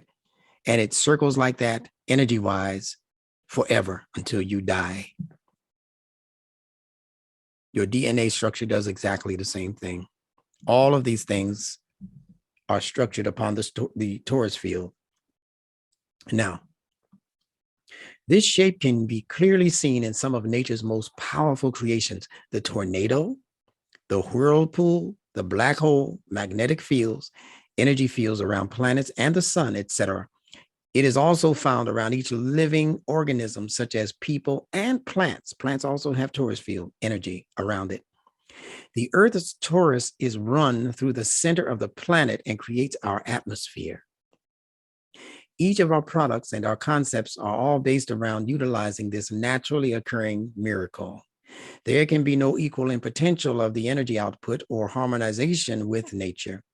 By basing science around this naturally occurring power source, we can achieve everything we have ever dreamed of and more without any destruction, pollution, or loss of land. So this is in relation to a product that they're selling that I'm not including in this presentation. There is a common belief among people, particularly in North America, that we live in a very advanced society. While television programs and movies are getting noticeably more engaging and portraying some very advanced ideas, true scientific advancement is not moving at the speed it was in the last century. Major breakthroughs such as the steam engine, flight, nuclear power, video, and computer science rattled the world. However, since then, we have been stuck reinventing the wheel. Faster computer programs that fit into smaller and sleeker devices, planes that can fly for longer times and have more comfort for passengers, cell phones with newer and cooler applications, video chat, and organizational tools. All of these things are not advancements in science, they are advancements within the existing technology. So each of these things has its unique torus field surrounding energies. The tornado, the apple, as we showed you earlier, even the tree, everything has its unique torus field circulating energies. Each atom and everything on the planet is surrounded by its own energy field known as the torus. In reality, science is controlled by money. What is being researched and how, when, and if that research is shared with others depends solely on the motivations of those controlling the money. Many know the story of how Nikola Tesla's experiment for wireless energy transmission was stifled by money over 100 years ago. The story has played out hundreds of times across a variety of ideas across the planet, from the medical applications to electronics and the energy generation. Science has been pursued solely in the interest of profitability in so many incidents. But where are the results? We are still struggling with the most basic problems. The third world does not have the food or power required to sustain the people living there. Cancer and other disease continue to ruin lives. We are splitting apart atoms, the basis for all life, and using the power to boil water. Does this sound like we are moving forward? In my words, does this sound like evolutionary progress? So we're going to stop here, and we're going to continue next week on the subject of red shift and blue shift and what that means, not only in science, but more importantly, as it operates as concepts in the human life and development. You can start looking into that yourself. Red shift and blue shift. Red shift and blue shift. Remember, also in the structure of the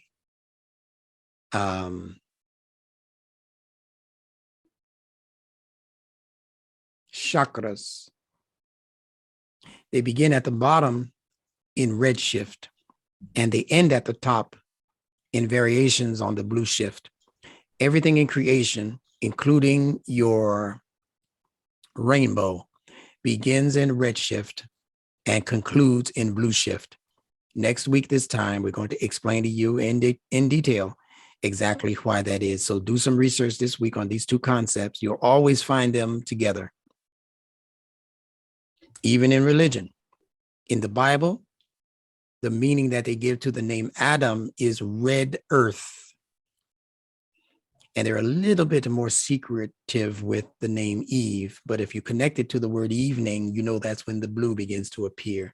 So everything that they're calculating, they're doing it upon the premise that the entire universe is red shift, blue shift, although it doesn't begin that way.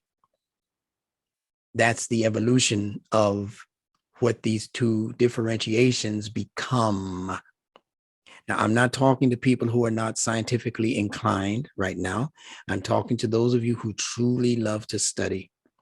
That's what today's class and last week's class was for. We'll go back to, 101 the week after next. But I'm needing to establish this, especially as YouTube presence and videos before the end of this year. This is going to be information that many, many people are going to benefit from this point forward. And I'm going to be naming some leading thinkers in the areas of this particular information when we meet and greet again this time next week, inshallah. And we're coming across a so-called holiday where red is dominating, and that's in our friend Santa Claus. And we'll talk a little bit about him next week also. And a clause can be a part of a contract, or these can be claws. And if Santa becomes Satan, and this whole idea is actually meaning Satan's claws, then you better be careful. You surely then better watch out. If Satan's claws are coming to town, you better run and you better hide, because they have replaced Allah with Satan in this world. And he has become the God that people fear and that people actually follow blindly in most cases. So with that said, I'm going to open up for maybe a couple of questions if you have them, if you haven't asked them already, or statements, if you will. And inshallah, we'll be able to close out and conclude for this evening. This is Ahmed Hassan in Yes. DC. I think I remember the German person telling me that the name we call Claus is, I think in German, it's actually Klaus. So Yes. I think it was Saint Klaus. Mm-hmm. In Germany, he used to give toys to children or something. I'm not sure. Yeah, that's correct. Yeah, Saint Klaus. They have different variations on that name. But always pay attention to how it ends up. Mm-hmm. Claws are the animal term for nails. And remember now, Santa Claus is actually somewhat of a replacement for those who don't want to believe in a Jesus the Christ as Savior. Mm-hmm. And Jesus was nailed to the cross. Mm-hmm. But if you look at what they put into his hands and his feet, they're not actually nails. Anybody ever get a good look at what they're nailing him to the cross with? Look like spikes. They're spikes. Spikes. That's right. Yeah, they're spikes. They're not nails. But the reason they say nails is because the word nail has a particular meaning in symbolism that their higher ups understand and that they know we don't understand. And when they say nail, they're simply talking about the connection between the upper and the lower. See, there's above the skin, but when you nail something into the hand or into the foot, it's not only existing above the skin, it is now existing beneath the skin, just like your hair. That's why they have these salons that put them together now, hair and nail salon. They know the symbolism. And all it is saying is that both the hair and the nail exist above the skin and beneath the skin. The hair exists above the skin.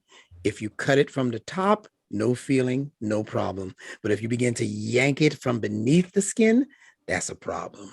Same thing with the nails. If you clip it from above the cuticle, no problem. But if you take something and start pulling at the nail so that it affects what's happening beneath the cuticle, pain galore.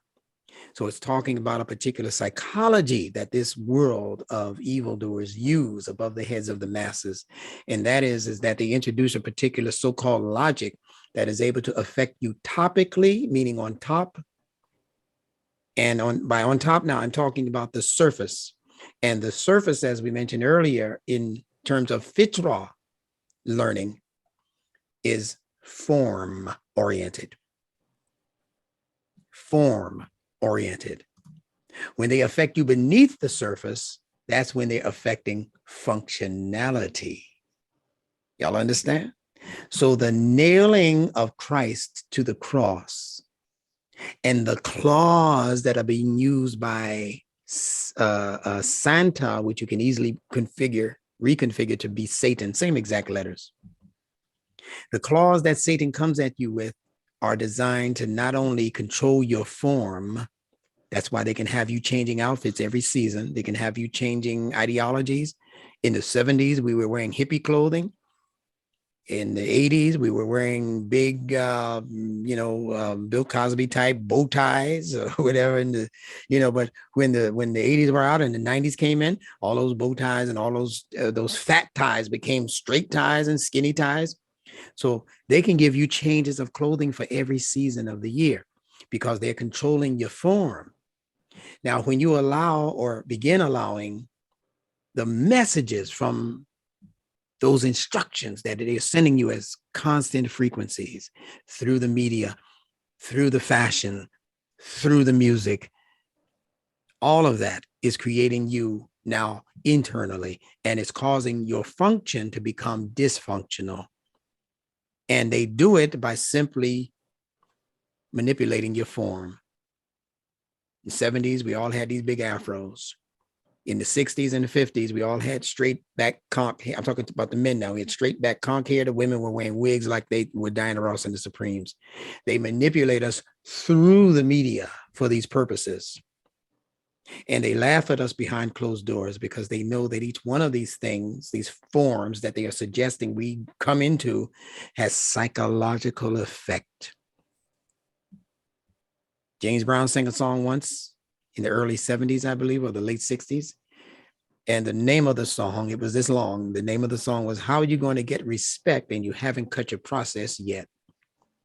And the same James Brown, 10 years after that, went right back to the straightened hair. So does that sound like he was in control of his own decisions? No. This is what we mean by Satan's claws. They operate in your form in terms of how you present yourself, but they also operate, more importantly, beneath the surface of your psychic life, controlling your functionality. So those are the claws. That's Jesus on the cross. They put those same little spikes in his head through the apparatus called the crown of thorns, or what we would today call the corona. You get it? And it was not long after the corona was placed on his head, the crown of thorns, that he gave up the ghost. That breath that went in to spark the ruh has dissipated and disappeared. And it said it happened after they put the crown of thorns on his head and he began to bleed. And Imam Muhammad said that blood represented the common senses of the masses being bled out. They then gave him a sip. He said, "I am thirsty. I thirst." Then they brought to Christ vinegar and hyssop. Yeah, now he didn't say he was hungry. I don't know why they brought him the hyssop, the herb, but they brought him the vinegar. And until we understand what these things mean, Jesus is the body of knowledge called Scripture. So this is not them doing this to an individual called Jesus the Christ in history. This is them doing this to the body of literature or the body of Scripture called the Bible that you Christians are following. That's what was given the vinegar and the hyssop. Vinegar cuts the breath. Put the vinegar right here and sniff. In fact, don't do that. It'll cut your breath. What is that breath? That same ruh we've been discussing, that Allah breathed into the Khalifa. But if you start sniffing vinegar, that breath is going to be null and void. And then they gave him hyssop. What is hyssop? It's an herb that lowers blood pressure. Blood is a symbol of the social life. So what it is lowering is not literal blood pressure. It's lowering social pressure. That's why today you don't see people protesting, especially in America, against atrocities that are happening to our very children in school. And the parents are still not activated enough to say, enough is enough. They have transgenders teaching our children. They have gender blockers that they introduce into our 12-year-olds to change them from male to female, from female to male. And how come the general body of people in society haven't risen up and said, no more of this? Like Patrick Henry and these people have said they have done. Give me liberty or give me death. Where is that voice in today's society? It's because they've given you blockers to prevent you from social protest. They've given you hyssop. Metaphorically speaking, it's through the media that they feed it to you. The newspapers, the magazines, the commercials, the movie stars. That's how they feed you the hyssop. But it all happened after the corona was placed on his head. Understand what's being said, people. Any other questions or comments? And we accept that stuff gradually too, huh? Alhamdulillah. Man, it's amazing. Woo. Yeah. Who is that talking? Sahid. Yeah, can't see your face though. Peace, peace, Yeah. peace. Yeah, I am, brother, man. there you go. Yes, sir. Yeah, a quick question though. Man, I'm enjoying this here, being at this here a few months, man. This stuff is very, very interesting. I don't have much to say because you got so many wise people just speaking, man. It's a pleasure just hearing you brothers and sisters just talk. But question though, with that, with that, what dielectrical Dielectric planes, inertia plane. Yes, yeah, could that also symbolize have something to do with the right and left hemisphere of the brain? Could that affect that absolutely. some That's kind of way? another torus field. Yeah. Okay, alhamdulillah. Yeah, Okay. your heart has a torus field, your lungs have a torus field, your kidneys have a torus field, and your brain Yeah. is a left and right hemisphere torus field. And right in the middle of the cranium Mhm. sits the pineal. Praise be to Allah. Okay. You got it? Woo. Yes, sir. Now that tells me that it's very possible that the pineal gland is the first part of the brain to develop along that dielectric inertia plane vertical split. And then from that developed the left hemisphere and the right hemisphere. I don't know, but that's something for scientists to begin investigating. Okay. Thank you, brother, man. Well, thank you. Hmm. All right. Yeah, I agree. I agree with brother Saeed. This is explosive, Yeah. Yes. to say the least. Yeah. Now, the brother, you said that some gentleman, you said into the energy, well known, and he's very he's thick into it. I mean, he goes into the energy fields. Oh, And- yeah. That's what's his name? Like I said, I'm going to have these Kill. people for you this time next week. They're falling out right now. But you said something about Kill. Was it Kill? No. Ken Wheeler. Yeah. Oh, Ken Wheeler. Yeah, he's one of them. What's his name, sir? Ken Wheeler. Oh, okay. Ken Yeah. Wheeler. Wheeler. You can look him up on YouTube, but he's thick. That's why I don't bring you a lot of names, because these people are thick. And if you're not really willing to think and study, you're wasting your time watching those guys. Mm-hmm. You're better off listening to me as I break down what some of those guys are bringing to you. Mm-hmm. You're kind of thick too now. Huh? You're pretty thick too. Yeah. Well, Allah says at some point in that development, there's an alaq. That sounds thick. Alaq. Mm-hmm. So maybe you're just at the alaq stage of your development. Yeah. For some people, this is easy. So I have to meet you in the middle. I have some PhD scholars in these areas who they understand what I'm saying, and they're like, oh, okay, move on, instructor. We got that part. But I got some people in the hood who are just like straight off of the Ave, and they got to understand this too. Absolutely. All right. So worry not. They're still getting something out of it. I never leave an audience with anyone feeling as though they couldn't learn anything from what I just said. So I try to distribute the energy of the information so that everybody gets a piece. That's why y'all stay with me. Look, these numbers haven't dropped since you came on. Same number. Keeps climbing. All right. So any other questions? If not, we're going to close out.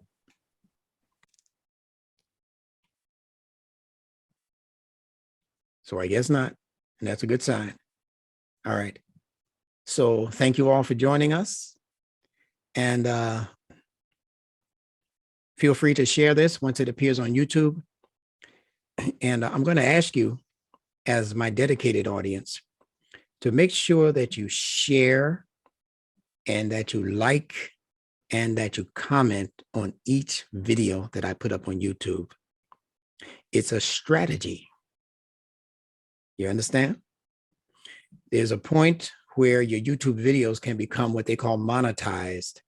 And for the exact same information that I'm putting out based on how many people say that they like it and that they share it and they comment and they subscribe, especially subscribe.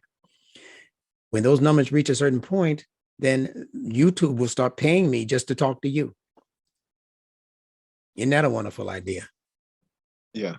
All right. So I actually have enough numbers to become monetized. I had 2 YouTube channels. One was under Imam Benjamin Bilal, and I think the other one was just Benjamin Bilal, where I have the trench coat on, the tan trench coat. So that's the one that I'm going to be putting all of my videos up under that appear on YouTube, because I'm already over 1,000 subscribers there. As soon as you become 1,000, you can be monetized. The other one, I'm only at about 700 or so, but that's the newer of the 2. So when I send you videos now, you'll see that it's under that other platform, Benjamin Bilal. They have the same videos, but Benjamin Bilal has over 1,000 already. So as we transition over to Rumble, we can still be bringing in some monetary reward under the YouTube videos based on how often I produce new YouTube videos. There'll be a different strand of video. I'll still be on YouTube, but it won't be the UOLC classes that we give every Sunday. That's coming off, and that's going strictly to Rumble. But other classes that I give or lectures from the past that I decide to put up on YouTube, that'll still be on the old platform. So if you haven't moved over to Rumble, if you haven't signed on to Rumble, it's free. Go to rumble.com, rumble.com, and at least register for Rumble so that when I put something up, you'll be able to access it immediately. Okay. Assalamu alaikum. Alaikum salam, Salia. Your YouTube is Instructor Benjamin Bilal or Instructor Ben Bilal, not Imam. One of them is Imam Benjamin Bilal. And you have 3. Oh, okay, that's very possible. Look for the one that has over 1,000 subscribers. That's where you want to be. When I send you this one tonight, you'll see it. You'll know exactly what it is. All right. I have one question, please, before you go, brother. Yes. In our effort to study new concepts, specifically with metaphysics and science, and we're using the internet,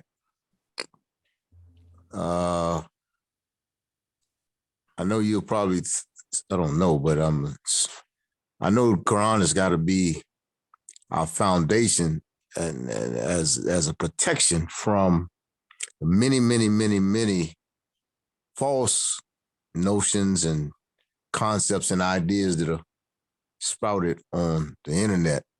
So I'm just curious about protecting ourselves from getting seemingly scientific information, but at the same time, it'll be somebody's concoction, but it'll look like science since we won't. Yeah, since we I don't got know, you. since we don't know science. Mm-hmm. I got you, and that's a good.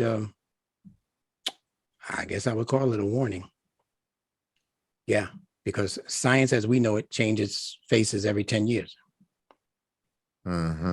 There was a time when they said it was a scientific fact that so-called Black people were inferior to so-called white people. That wasn't that long ago. Right. Yeah, they said the DNA was different, right? All of that. So yeah, you got to be very careful. That's why you need to do a comparative analysis between what science is saying and what the Quran is saying. The Quran, first of all, let's put it this way, to be very clear. The Quran is not a science book. It's not a book of science. It's not where you're supposed to go to corroborate what such and such university said about some scientific event. It's not a history book. It's not a science book. It's a book of human technology. It's a book that was revealed in order to explain to the human being what are the multiple facets that go into the makeup of the human nature and the human character. So it could be saying something that is scientifically not valid. The Quran itself can tell you things that if you go check with what you call science, you'll say, well, science doesn't back that up. Because it's not talking about science. It's talking about things that are happening within your human world. So when you think about the Quran, think about Allah being the Rabb of al-Alameen. What did Imam Muhammad translate that as? Tell me. Of all the world of knowledge. systems of knowledge. Systems of knowledge, yeah. That's right. And those systems exist within the universe. So Allah is gradually upgrading those systems of knowledge. That's what science is purporting to be, but science has an agenda. That's right. That's right. And you know, and then we haven't even caught up to the Quran yet. And you just trying to bring us there as of yet. And you never will. We're just being born out of the universe of Quranic logic. We're crowning right now. We're not even out of the womb in terms of understanding the Quran. It's still the promised reading. Wow. I'm not here to fulfill the promise. That's going to take generations, maybe another few hundred years. Well, you could have fooled me. Well, go ahead. Doing good. No. Yeah, well, crowning is better than 7 months, I guess. So at least they can see the top of our heads, the cranium, right? They can see the Fibonacci swirl beginning to appear. And that's enough for this world. This world doesn't deserve the full light of the Quran yet. What would they do with it? They would disrespect it. They're disrespecting it now by saying the Quran, and they're burning Qurans in certain Christian towns, and they couldn't. Only when the Quran begins to prove itself, if you will higher minds and more respectable minds begin to appreciate the Quran. But that's not going to happen until this happens. And I've said this before. Allah talks about their developing among you a band of people, inviting to that which is, you understand, and forbidding that which is, and not kowtowing to the criticisms of the criticizers. That's a community of people that Allah is talking about. When that happens, then the proof of your advanced development will be evident, because it will be operating in the evolutionary movement of your town and your politics and your economics and your legal system. And that can just be 30 people on 5 acres of land, my friend. That's what we have to look forward to. Now, if you're not willing to make that commitment, then just kind of stay where you are. That's right. But at least let your children know that we're here, because that's where we're heading. You have to live community life and not worry about the criticism of the criticizers. Oh, they're starting a cult in the woods. Man, you say what you want. We're eating. What about you? And if you are eating, what are you eating? Where did you get it? We killed our own food. We pulled our own plants, cultivated our own land. Where's that stuff you're calling food coming from? We have to have that. Our sister Judith told us last week that what they're calling organic is not natural necessarily. They're fooling us with all of this language, all of these terms. That was a bombshell. Wasn't it? It was. If it's organic, it's not necessarily natural. But listen, this world has placed the label natural on stuff that ain't natural. Yes, right. They say not 100% orange juice. No, it's not. But they can get away with it because they manipulate the laws that govern that. So again, we have to come up with our own language, our own way of expressing our life, our own meanings for what it is we're saying and what it is we're doing. And that takes time. That's a process. But I believe we have the best, really the best case scenario for developing this level of community life. It's going to be virtual to begin with, just like it is now. But the proof for me is that we've been able to sustain a level of participation that has lasted now for 7 to 10 years for most of you. This is not new to most of you. It's only new to some of you. And I don't think the ones who have been with us for 5 and 6 and 7 and 10 years are ever going to go away. They're going to go away like Bilal and our other sister. When they're going to have to die before they leave this. I know I am. Me too. I know. I know. You sold this. I know. You ain't going nowhere. You couldn't. It'll hurt you to leave this. Me three. All right. You understand? So we're not worried about I that. told man to do it too. Alhamdulillah. Yeah. So I would only say to you as a Me last time, 4. yeah, Me 4. alhamdulillah. And Instructor 5, 6, Bilal. 7, 10, 13. I understand. All I can say to all of you is to continue to support Nunetics Institute with whatever you have left over. Because it's going to take finance, it's going to take commitment on that level. And if you've been paying real attention, you'll be able to see the progress that we've been making. And a lot of new friends that we've been making along the way. It's not just Dr. Omar Zaid, and you'd be surprised how many friends we've made in these past few years. And some of the new ones that are beginning to peek into what it is we're saying and doing. And they're very, very satisfied with what they're hearing because they know it's new, they know it's unique, and they know that only Allah could have done this. Can I say one more thing, please, before I go? I would say that Nunetics gives the student of Nunetics, whoever that might be, the ability to self-correct like never before. That's a beautiful thing. That's a wonderful thing you just said. Alhamdulillah. That means you don't have to have a taskmaster over you anymore. That's right. That's right. That's right. That's right. You can read the Quran for yourself, and you have enough tools at your disposal to be able to self-correct your own nafs. That's a beautiful thing. Right. You can read the environment, the bigger Quran, and still self-correct. I mean, you can read everything. And I'm using Nunetics to read, as you put it, everything and self-correct and self-correct. Begin to re-add, use the new math. There you go. All right. Yeah, my man. All right. So listen, with the change of months and the change of semesters, all of you who are presently learners are going to automatically become instructors. All of you who are presently instructors can consider yourselves on January 1 to be senior instructors. And those who become executive senior instructors, after I talk to you, you may possibly become executive senior instructors along with the few that we have thus far. But if you're an instructor, you're going to become promoted to senior instructor. If you're just a learner so-and-so, you'll automatically be able to consider yourself to be instructor. Because we have a whole lot of people knocking on the door now. They'll be your new learners, and they'll be the people who I will be helping you to instruct on a one-on-one or one-on-three or whatever it is. We have people now starting to bring their children. That's how much they trust this. They're starting to bring their children to Nunetics.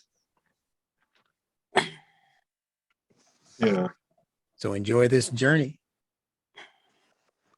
Okay. Without a doubt. All right. Okay.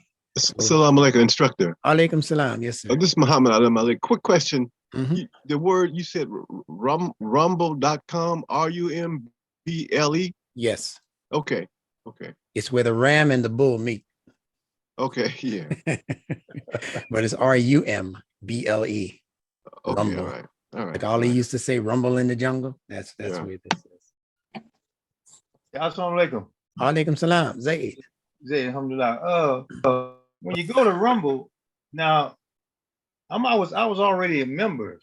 So when I went in and tried to go to the subject you put up, I couldn't get in on that subject. I mean, I got something come up and that you was giving another lecture, but is there something to it? Yeah. I've only placed one test lecture there so far, and it's one that you already have. So don't worry about it right now. We have to get the kinks worked out. I'm not familiar with it. I have to get familiar with it.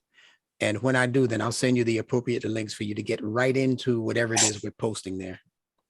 Okay. Okay. If you find out before I do what the process is, then you and I should have a private conversation so we can help everybody else not have that problem. I haven't spent enough time there to have worked out the kinks for that.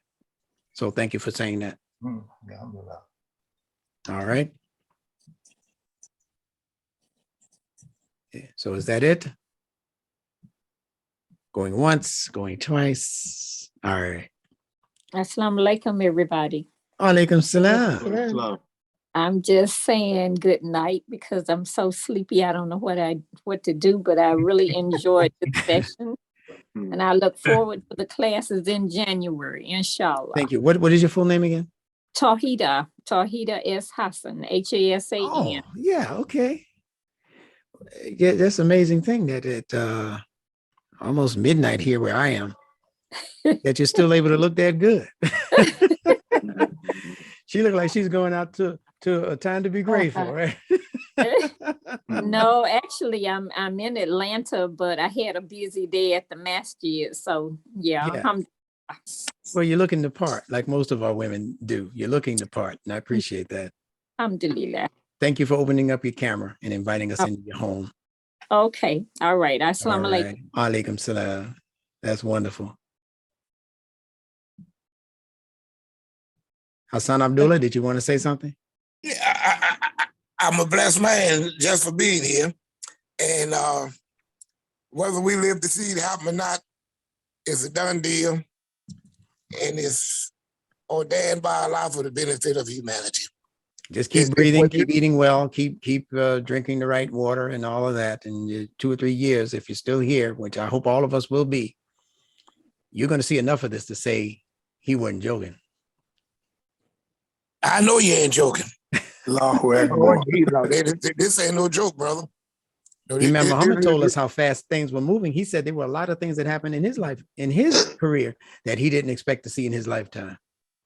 So Allah can accelerate this in a way that all of us will be surprised by. And I'm just feeling in my core spirit that a lot of what Nunetics is intended to do is going to happen for us in the next 2 to 3 years. But you're going to see a lot of the groundwork laid in 2023.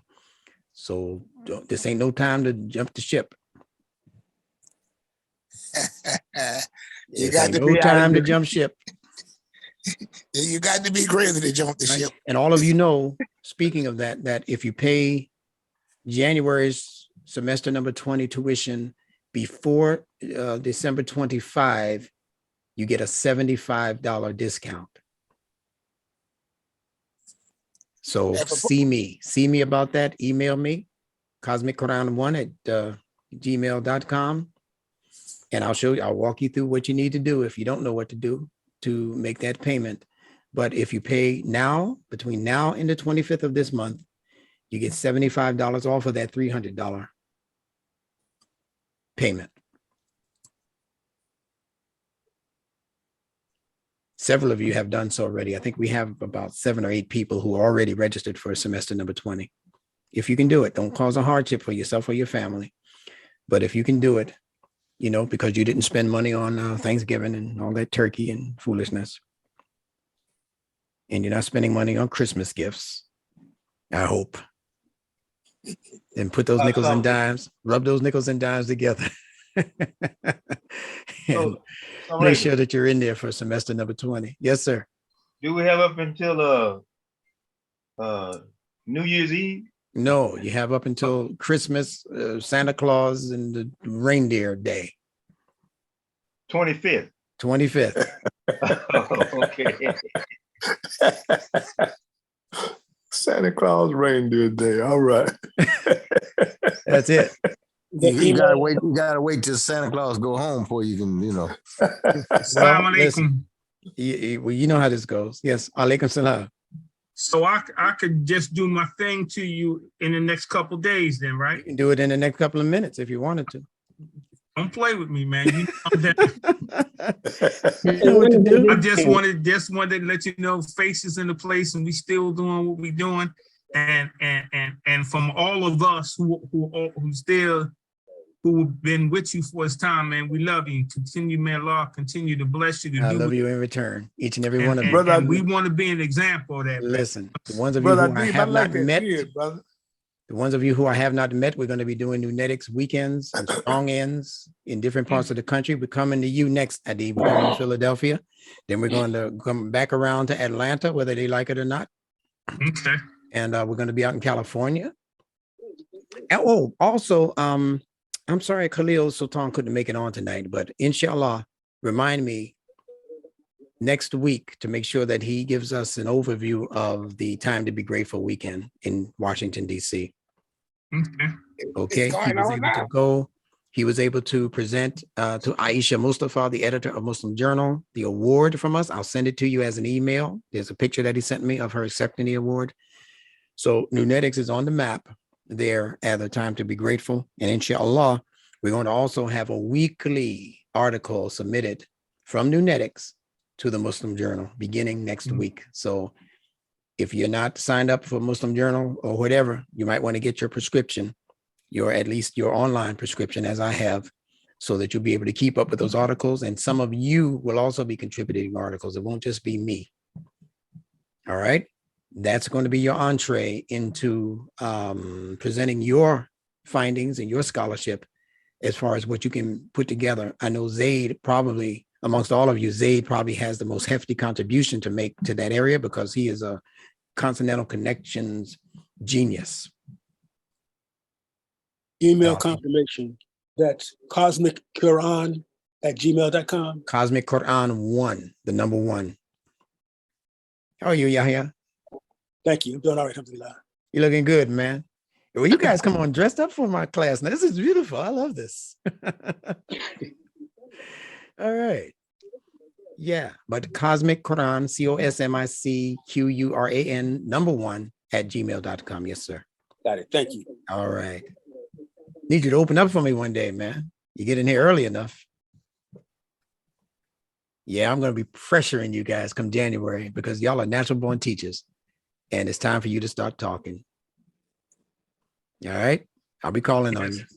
And call me sometimes if you have a minute, lunch break, whatever, just give me a call. Let me know how you're doing, how your family's doing, and let me get to know you better. All right. All right. Anyone else? Bashir, you look like you're chomping at the bit to say something before we get out of here. I just want to let you know how pleasing I think this situation is, the direction that we're going. In elementary school, I had problems in learning algebra because I would not ask the teacher questions. And it wasn't until later when this was in the mid 60s when I was in elementary school, the 4th or 5th grade. And it wasn't until 1979 when I figured out that I wanted to go back to school. And I went to community college for electronics. And in this class, I had to take electronics and electronic mathematics. And in this class, not only did I have to learn the algebra, I also had to learn the trigonometry. So this is a graduation and a moving forward. It's a movement. This is an actual movement, movement forward, and how pleasing it is in making this move and being able to tag along with this group we have here. Yeah, this is a community, believe it or not. Yes. It's a virtual online community. Yes. So, alhamdulillah, subhanallah. All right. And you reminded me also to ask each and every one of us to send my daughter your full name, your full address, and your email address. Again, your full name, your full address, and your full email address so that I can begin to match up email addresses with names. I see email addresses, but I really don't always know who they're for or from. So I want to be able to do that because from time to time, I'm going to be sending all of you gifts. So your daughter is at what email address? She's at Nunetics Plus, PLUS, gmail.com, at gmail.com. Nunetics, NUNETICS, PLUS, one word, Nunetics Plus at gmail.com. Do it while you're thinking about it. Do it before you go to bed. All right. She's handling all of the book purchases and everything that messes with me to mess with. She's dealing with it and she's a pro. I'm so thankful to have her on this Nunetics team. Okay. And that's why if you send me a little bit over your lunch money, I have to pay her also because she does a lot of work that I hated to do or didn't know how to do. And she jumped right in there and started regulating for the Institute. And that made it a lot more easier for me to begin to do other things that I'm starting to present to you now, like the seed casts. We don't call them podcasts. We call them seed casts that we're about to start. And we're coming out of the gate with maybe 3 podcasts in the very beginning of our podcasting. And that's going to be headlined by myself and William Safir, instructor William Safir. He's actually in the upper echelon of instructors right now. He's a senior instructor on his way to becoming an executive instructor. Okay. Yeah. Yeah, it was good. It was good to see Quasi also. I see the message there. I know Quasi from back in Brooklyn also. His whole family, excellent family out of Brooklyn, New York. Thank you for being with us. So even if you're not a technical part of the Institute yet, still send me your email address, your phone number, and your full name and address, because my daughter has to develop a cogent list for me to operate from. When I need to send a blast, or I need to send some mail, or I need to send a gift, or I need to send an award or a certificate or something like that, it's a process trying to get everybody's information. So please do us that favor and send that. Yes, sir, Bashir. Do we send it by your name or do we send it by her name at Nunetics Institute? You don't have to send it by anybody's name. Just send it to that email address. She'll get it. Okay. She's the only one. Yeah, I don't even answer that address. She's the only one answering that address. So you can say Dear Naja if you want, Najah. If you want, you can see it. I'm sure she'll be happy to hear that. Dear Naja, I'm sending you, as per your father's instructions, my full name, my full address, and so forth and so forth. That's wonderful. Okay. Are we finished? All right, I believe Excuse me. Yes. That plus, is that PLUS? Yes, sir. Okay. Nunetics Plus, as one word, at gmail.com. And thank all of you. She's going to be surprised to see this many requests come in, but she'll handle it between today and tomorrow. Okay. Thank you again, and thank you for this wonderful discount. Yeah. And if Baina is still with us, I'm pretty sure I'll get the names and comments from everybody today that I'm looking at now. Wonderful teaching instructor. Yes. Alhamdulillah. Sine wave, pulse wave. Y'all are right on this. Alternating current or electricity. That's right. Yeah. We are charged particles, biology, chemistry, and physics. Y'all are into this. Y'all ain't no regular black folk, I can tell. Y'all ain't black folk at all. Y'all are enlightened folk. So thank you. Thank you to my friend Kamal, who's the technical assistant for Dr. Omar Zaid. And like I said, we're going to have a few more brilliant Muslim thinkers that are going to be joining us, not necessarily the class, but you'll be seeing me in videos co-hosted by them or by me with them. And in the very near future, you'll be co-hosting some of your own Seedcast programs. So be ready for that. I'm calling on you already. You know who you are, some of you.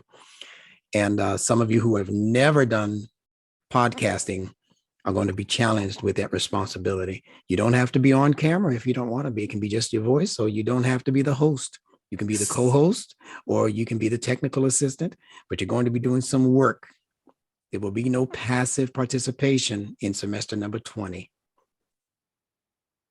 That's the third time I'm saying this in less than a month. No passive participation. I will excuse you from everything we're doing if you don't want to do anything. Alhamdulillah, Kabir. All right. This is your day. As the young folks in my neighborhood used to say, I'm working behind the scenes. You just don't know. In my bed, it's time for you. Time for y'all to come out and work. All right. Okay. That's it. I love y'all. I really hate to let you go, but we have to go. All right. So until next week, I greet you with the greetings of peace that obligates each and every one of us to keep the peace And that is the greetings of both peace and wholeness, wishing peace and wholeness in the life of each and every one of you as individuals. Please give our greetings from Nunetics Institute to your family members, especially your spouses and your children. Invite them every time until they tell you to stop inviting them. Invite them to join us either live, as we're doing now, or in the recording or the replays that I send you. If they don't want to open them up on their own when they come home, just, blast it from your television, your living room television. Because all it takes is 5 minutes and they're going to be hooked, inshallah. Just 5 minutes. I designed my lectures so that if you listen to them for 3 to 5 minutes, you're going to want to hear more. That's my strategy. And Allah has blessed me with that skill. All right. So continue to listen, continue to learn as I greet you with Salam Alaikum. Thank you very much. Walaikum assalam. Awesome. Indeed. Walaikum assalam. All right.